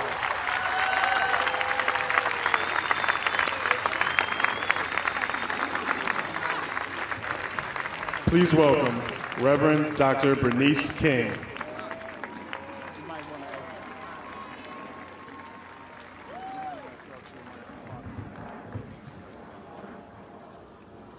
President Obama, Mrs. Obama, Presidents Carter and Clinton, Congressman Lewis, Ambassador Young, to my brother Martin III, Dexter Scott King, and to my entire family. I was 5 months old when my father delivered his I Have a Dream speech, and I probably was somewhere crawling on the floor or taking a nap after having a meal. But today is a glorious day because on this program today we have witnessed a manifestation of the beloved community. And we thank everyone for their presence here today. Today we have been honored to have 3 presidents of the United States. 50 years ago, the president did not attend. Today we are honored to have many women in the planning and mobilization of the 50th anniversary of the March on Washington. And 50 years ago, there was not a single woman on the program. Today, we are honored to have not just one young person, but several young people on the program today. It is certainly a tribute to the work and the legacy of so many people that have gone on before us. 50 years ago today, in the symbolic shadow of this great emancipator, Abraham Lincoln, my father, the great liberator, stood in this very spot and declared to this nation his dream to let freedom ring for all people who were being manacled by a system of segregation and discrimination. 50 years ago, he commissioned us to go back to our various cities, towns, hamlets, states, and villages and let freedom ring. The reverberation of the sound of that freedom message has amplified and echoed since 1963 through the decades and coast to coast throughout this nation and even around the world, and has summoned us once again back to these hallowed grounds to send out a clarion call to let freedom ring. Since that time, as a result of the Civil Rights Act of 1964, the Voting Rights Act of 1965, and the Fair Housing Act in 1968, we have witnessed great strides toward freedom for all, regardless of race, color, gender, religion, national origin, disability, class, or sexual orientation. 50 years later, in this year of Jubilee, we're standing once again in the shadow of that great emancipator, having been summoned to these hallowed grounds to reverberate the message of that great liberator. For there's a remnant from 1963, Congressman Lewis, Ambassador Young, that still remains, who has come to bequeath that message of freedom to a new generation of people who must now carry that message in their time, in their communities, amongst their tribes, and amongst their nations of the world. We must keep the sound and the message of freedom and justice going. It was my mother, as has been said previously, Coretta Scott King, who in fact 30 years ago assembled a coalition of conscience that started us on this whole path of remembering the anniversary of the March on Washington. She reminded us that struggle is a never-ending process. Freedom is never really won. You earn it and win it in every generation. And so we come once again to let freedom ring, because if freedom stops ringing, then the sound will disappear and the atmosphere will be charged with something else. 50 years later, we come once again to this special landing on the steps of the Lincoln Memorial to reflect, to renew, and to rejuvenate for the continued struggle of freedom and justice. For today, 50 years later, my friends, we are still crippled by practices and policies steeped in racial pride, hatred, and hostility, some of which have us standing our ground rather than finding common ground. We are still chained by economic disparities, income and class inequalities and conditions of poverty for many of God's children around this nation and the world. We're still bound by a cycle of civil unrest and inherent social biases in our nation and world that oftentimes degenerates into violence and destruction, especially against women and children. We're at this landing, and now we must break the cycle. The prophet King spoke the vision. He made it plain, and we must run with it in this generation.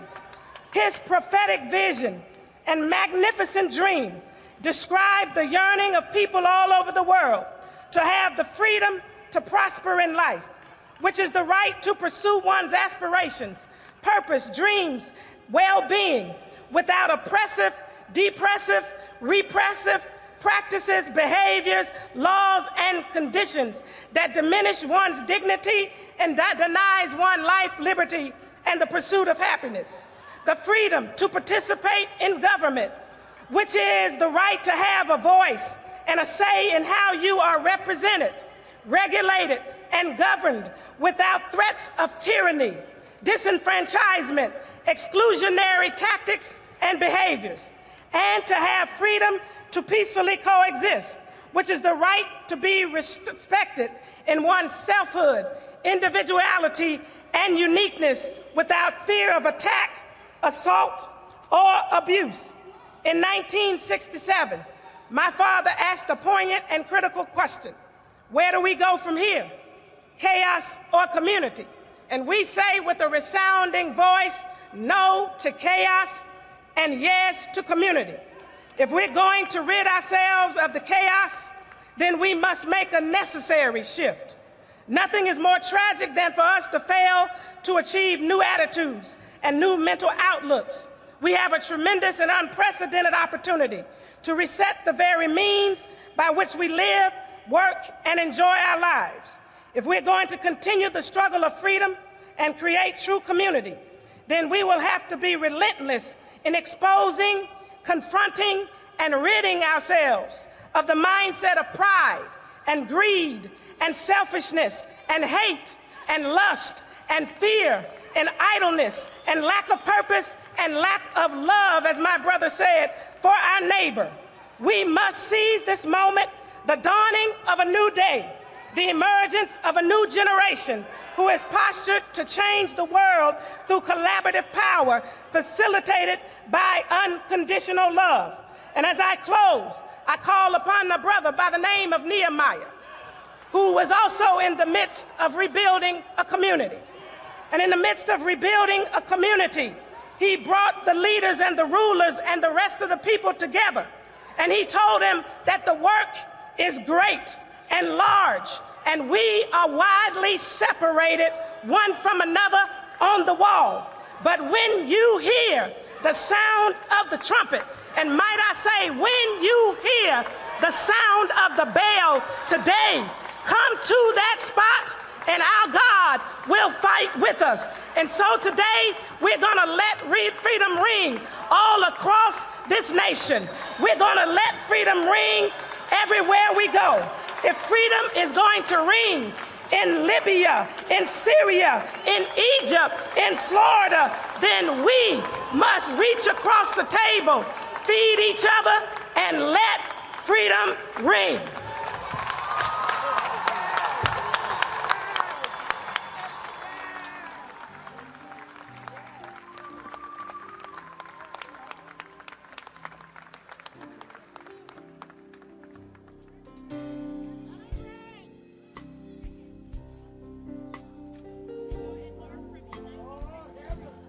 In 1963, the 16th Street Baptist Church was bombed.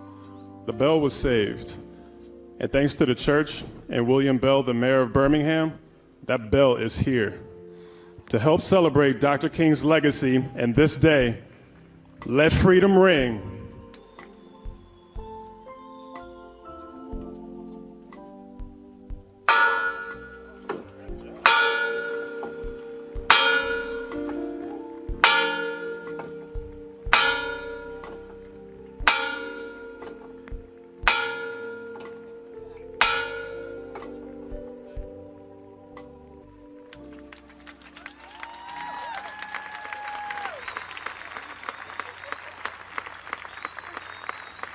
Please welcome our next performance by Tony and Grammy Award winner, Heather Headley.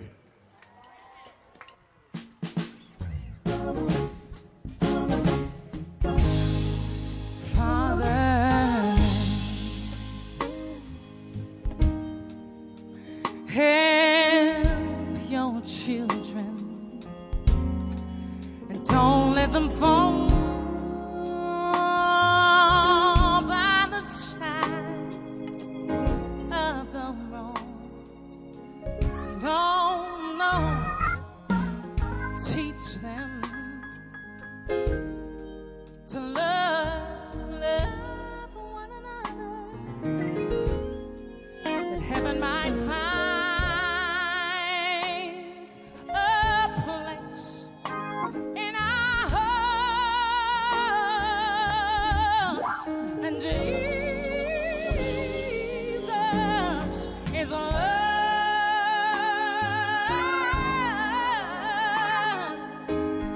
He won't let you down.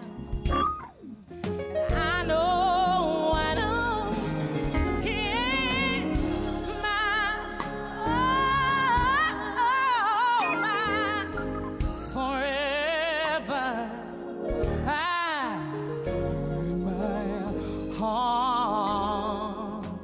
In my heart,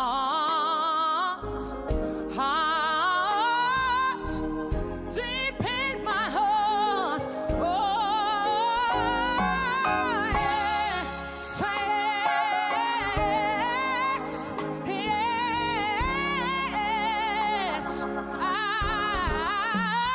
His love is power, His love is glory, touch forever and ever.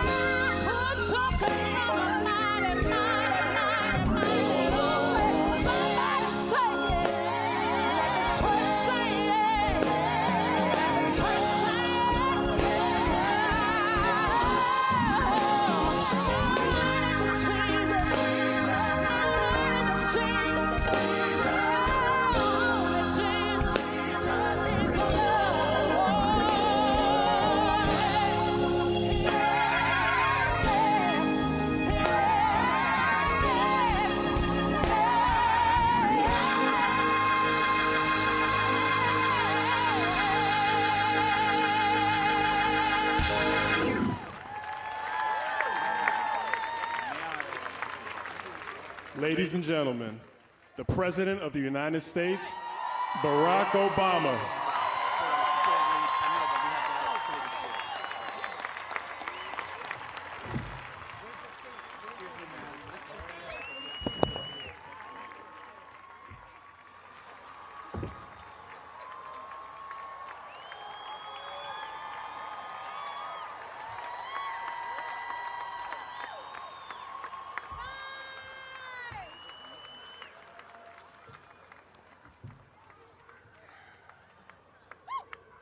To the King family, who have sacrificed and inspired so much. To President Clinton, President Carter, Vice President Biden, Jill, fellow Americans. 5 decades ago today, Americans came to this honored place to lay claim to a promise made at our founding. We hold these truths to be self-evident, that all men are created equal,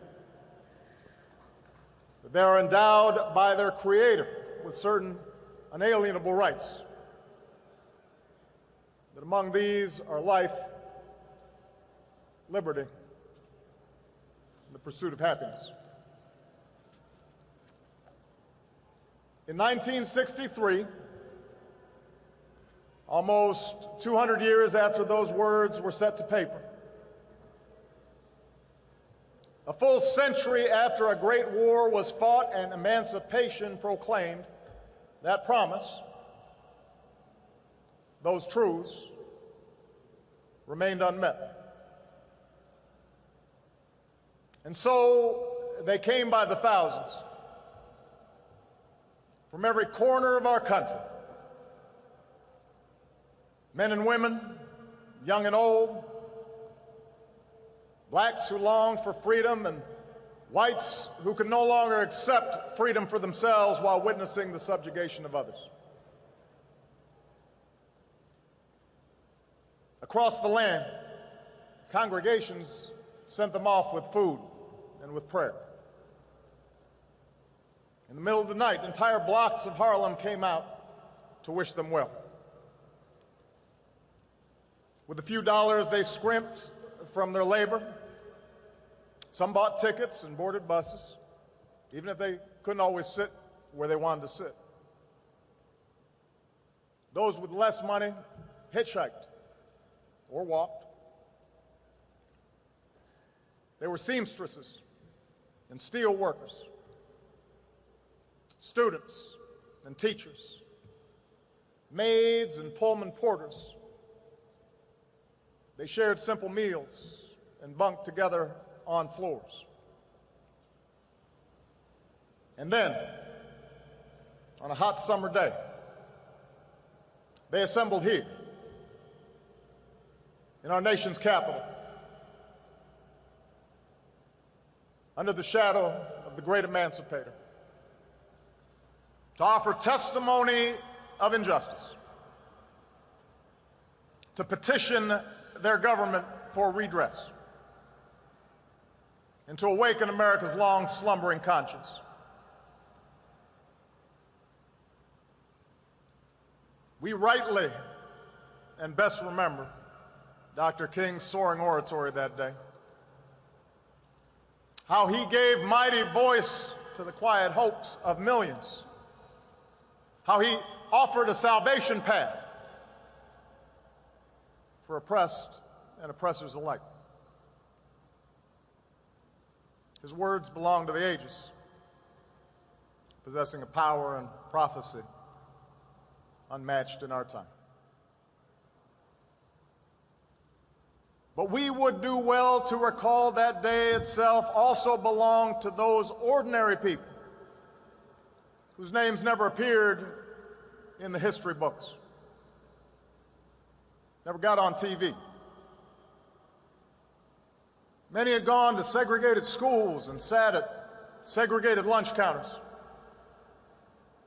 They lived in towns where they couldn't vote, in cities where their votes didn't matter. There were couples in love who couldn't marry, soldiers who fought for freedom abroad that they found denied to them at home. They had seen loved ones beaten and children fire-hosed, and they had every reason to lash out in anger or resign themselves to a bitter fate. And yet, they chose a different path. In the face of hatred, they prayed for their tormentors. In the face of violence, they stood up and sat in with the moral force of nonviolence. Willingly, they went to jail to protest unjust laws, their cells swelling with the sound of freedom songs. A lifetime of indignities had taught them that no man can take away the dignity and grace that God grants us. They had learned through hard experience what Frederick Douglass once taught, that freedom is not given, it must be won through struggle and discipline, persistence and faith.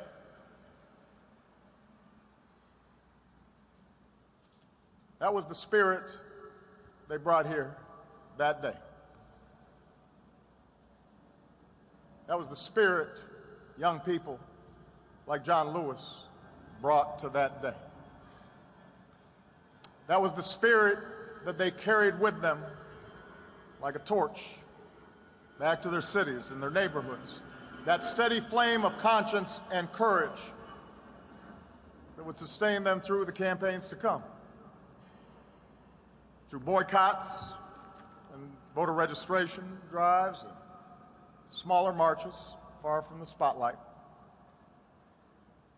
Through the loss of 4 little girls in Birmingham and the carnage of the Edmund Pettus Bridge, in the agony of Dallas and California and Memphis. Through setbacks and heartbreaks and gnawing doubt, that flame of justice flickered. It never died. And because they kept marching, America changed. Because they marched, the civil rights law was passed. Because they marched, a voting rights law was signed. Because they marched, doors of opportunity and education swung open so their daughters and sons could finally imagine a life for themselves beyond washing somebody else's laundry or shining somebody else's shoes. Because they marched, city councils changed and state legislatures changed and Congress changed and yes, eventually the White House changed.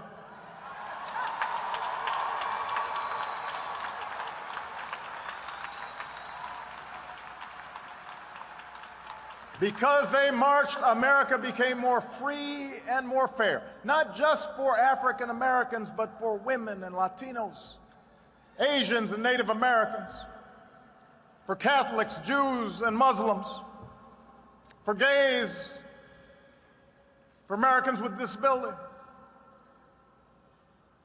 America changed for you and for me. And the entire world drew strength from that example. Whether the young people who watched from the other side of an iron curtain and would eventually tear down that wall, or the young people inside South Africa who would eventually end the scourge of apartheid.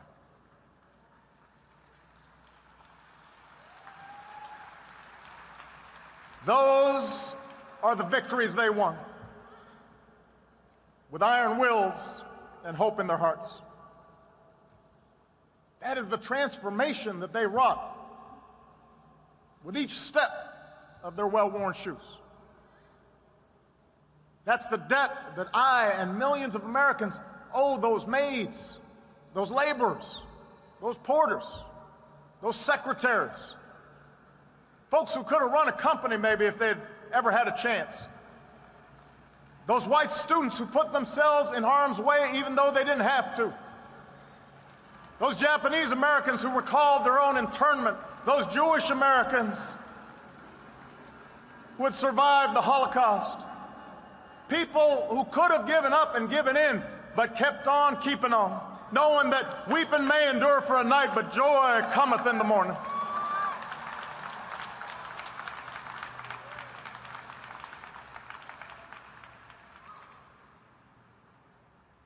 On the battlefield of justice, men and women without rank or wealth or title or fame would liberate us all in ways that our children now take for granted, as people of all colors and creeds live together and learn together and walk together and fight alongside one another and love one another and judge one another by the content of our character in this greatest nation on earth.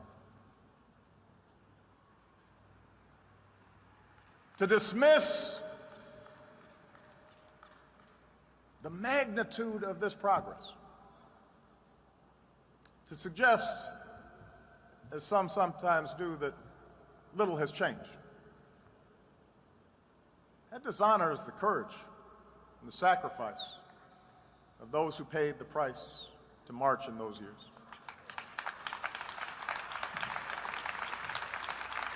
Medgar Evers, James Chaney, Andrew Goodman, Michael Schwerner, Martin Luther King Jr., they did not die in vain.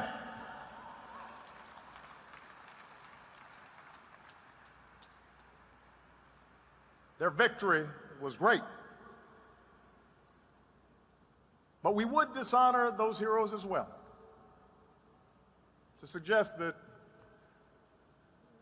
the work of this nation is somehow complete. The arc of the moral universe may bend towards justice, but it doesn't bend on its own. To secure the gains this country has made requires constant vigilance, not complacency, whether by challenging those who erect new barriers to the vote, or ensuring that the scales of justice work equally for all and the criminal justice system is not simply a pipeline from underfunded schools to overcrowded jails. It requires vigilance.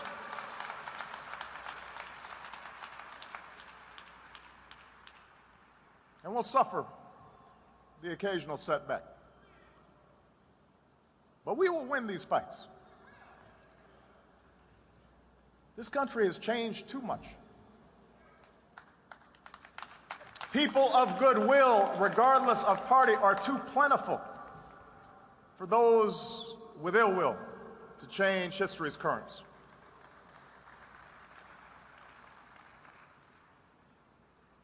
In some ways, though, the securing of civil rights, voting rights, the eradication of legalized discrimination, the very significance of these victories may have obscured a second goal of the march.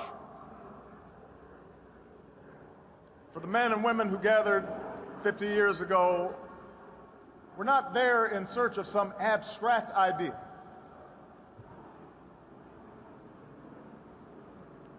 They're seeking jobs as well as justice. Not just the absence of oppression, but the presence of economic opportunity. For what does it profit a man, Dr. King would ask, to sit at an integrated lunch counter if he can't afford the meal? This idea that one's liberty is linked to one's livelihood, that the pursuit of happiness requires the dignity of work, the skills to find work, decent pay, some measure of material security, this idea was not new. Lincoln himself understood the Declaration of Independence in such terms, as a promise that in due time the weights should be lifted from the shoulders of all men, and that all should have an equal chance. And Dr. King explained that the goals of African Americans were identical to working people of all races. Decent wages,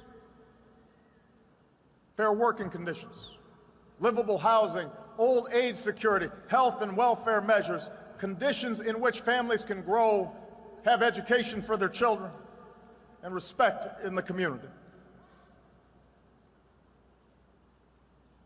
What King was describing has been the dream of every American. It's what's lured for centuries new arrivals to our shores.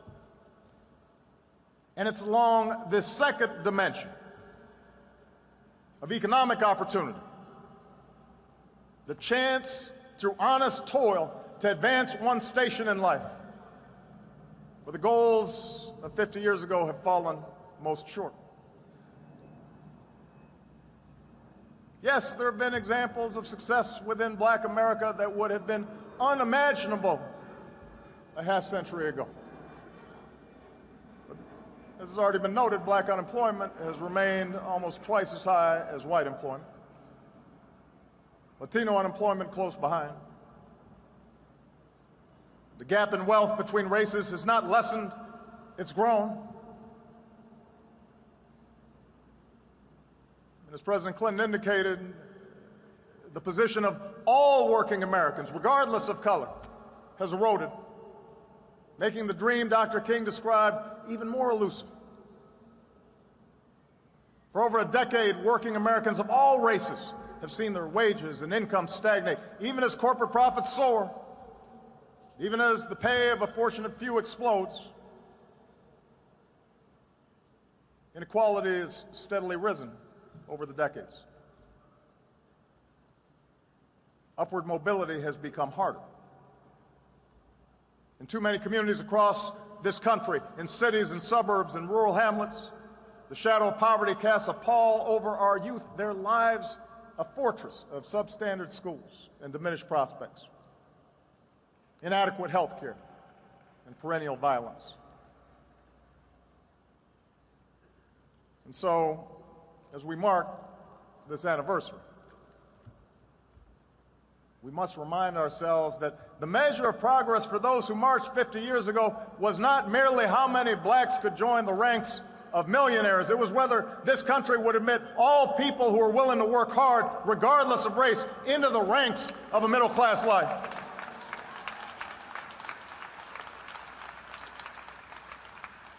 The test was not and never has been whether the doors of opportunity are cracked a bit wider for a few. This is whether our economic system provides a fair shot for the many, for the black custodian and the white steelworker, the immigrant dishwasher, and the Native American veteran. To win that battle, to answer that call, this remains our great unfinished business.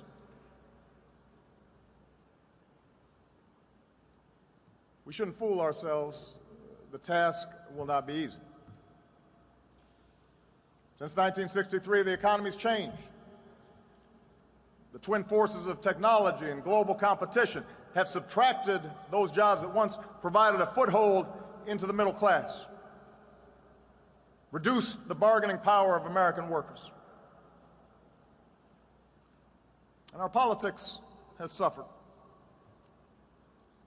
Entrenched interests, those who benefit from an unjust status quo, resisted any government efforts to give working families a fair deal, marshaling an army of lobbyists and opinion makers to argue that minimum wage increases or stronger labor laws or taxes on the wealthy who could afford it just to fund crumbling schools, that all these things violated sound economic principles.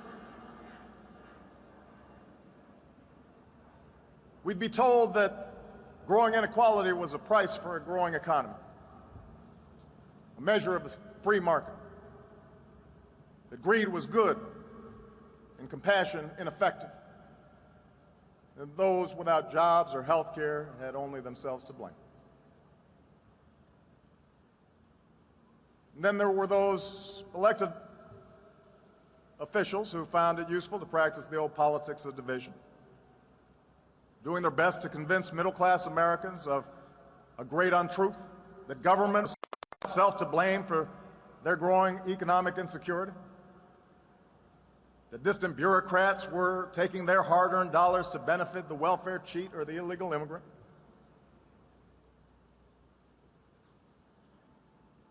And then, if we're honest with ourselves, we'll admit that during the course of 50 years, there were times when some of us, claiming to push for change, lost our way.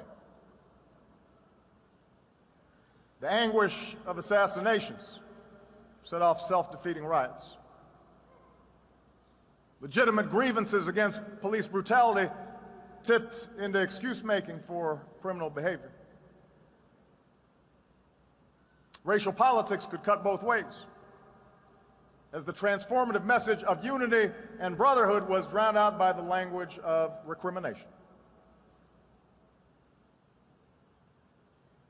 And what had once been a call for equality of opportunity, the chance for all Americans to work hard and get ahead, was too often framed as a mere desire for government support, as if we had no agency in our own liberation.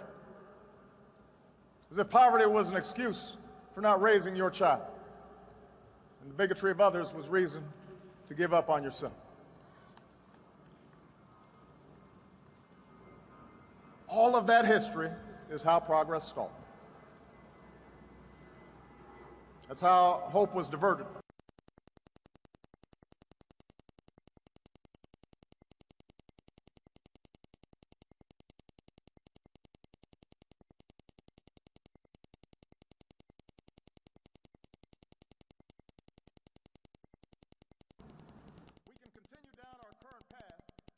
Years of this great democracy grind to a halt, and our children accept a life of lower expectations, where politics is a zero-sum game, where a few do very well while struggling families of every race fight over a shrinking economic pie. That's one path. That's one path. Or we can have the courage to change. The March on Washington teaches us that we are not trapped by the mistakes of history, that we are masters of our fate. But it also teaches us that the promise of this nation will only be kept when we work together. We'll have to reignite the embers of empathy and fellow feeling, the coalition of conscience that found expression in this place 50 years ago. And I believe that spirit is there, that truth force inside each of us. I see it when a white mother recognizes her own daughter in the face of a poor black child. I see it when the black youth thinks of his own grandfather in the dignified steps of an elderly white man. It's there when the native born recognizing that striving spirit of the new immigrant. When the interracial couple connects the pain of a gay couple who are discriminated against and understands it as their own. That's where courage comes from. When we turn not from each other or on each other, but towards one another, and we find that we do not walk alone. That's where courage comes from. And with that courage, we can stand together for good jobs and just wages. With that courage, we can stand together for the right to health care in the richest nation on earth for every person. With that courage, we can stand together for the right of every child from the corners of Anacostia to the hills of Appalachia to get an education that stirs the mind and captures the spirit and prepares them for the world that awaits them. With that courage, we can feed the hungry and house the homeless and transform bleak wastelands of poverty into fields of commerce and promise. America, I know the road will be long, but I know we can get there. Yes, we will stumble, but I know we'll get back up. That's how a movement happens. That's how history bends. That's how when somebody is faint of heart, somebody else brings them along and says, come on, we're marching. There's a reason why so many who marched that day and in the days to come were young. For the young are unconstrained by habits of fear, unconstrained by the conventions of what is. They dare to dream differently, to imagine something better. And I am convinced that same imagination, the same hunger of purpose, stirs in this generation. We might not face the same dangers of 1963, but the fierce urgency of now remains. We may never duplicate the swelling crowds and dazzling procession of that day so long ago. No one can match King's brilliance, but the same flame that lit the heart of all who are willing to take a first step for justice, I know that flame remains. That tireless teacher who gets to class early and stays late and dips into her own pocket to buy supplies because she believes that every child is her charge, she's marching. That successful businessman who doesn't have to but pays his workers a fair wage and then offers a shot to a man, maybe an ex-con, who's down on his luck, he's marching. The mother who pours her love into her daughter so that she grows up with the confidence to walk through the same doors as anybody's son, she's marching. The father who realizes the most important job he'll ever have is raising his boy right, even if he didn't have a father, especially if he didn't have a father at home, he's marching. The battle-scarred veterans who devote themselves not only to helping their fellow warriors stand again and walk again and run again, but to keep serving their country when they come home, they are marching.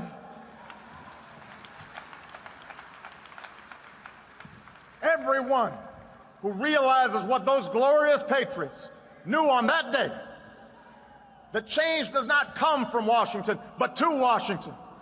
The change has always been built on our willingness, we, the people, to take on the mantle of citizenship. You are marching.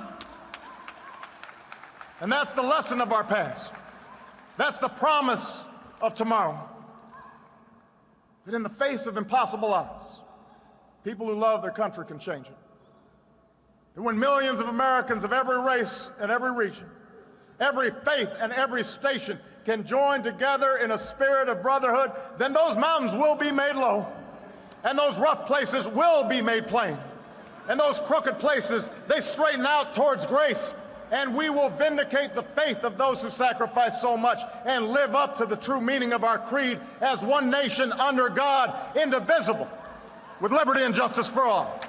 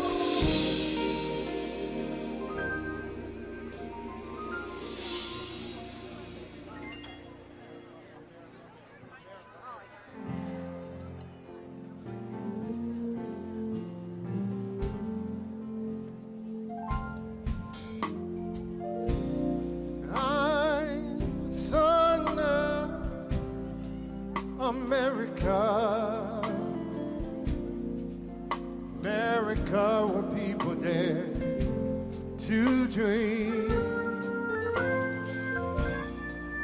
Willing to fight for America, America, land of the free. Rise from the ashes, America, America, land that I love. Pray that God bless America, keep America safe from above. Oh, let's sing America, oh, America, America,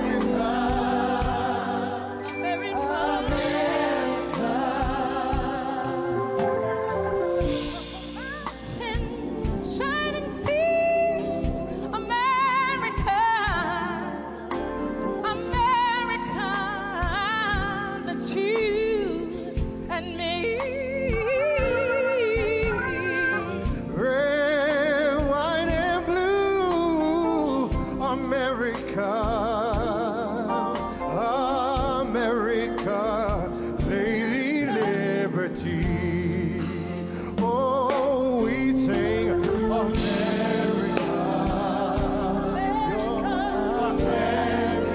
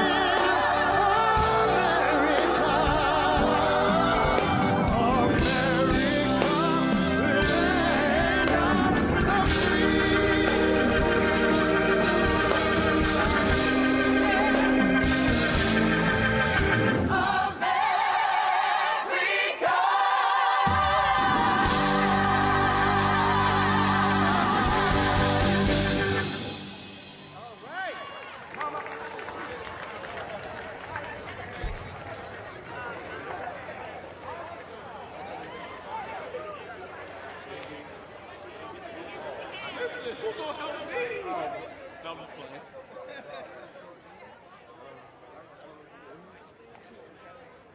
Where's the ramp? Where's the ramp?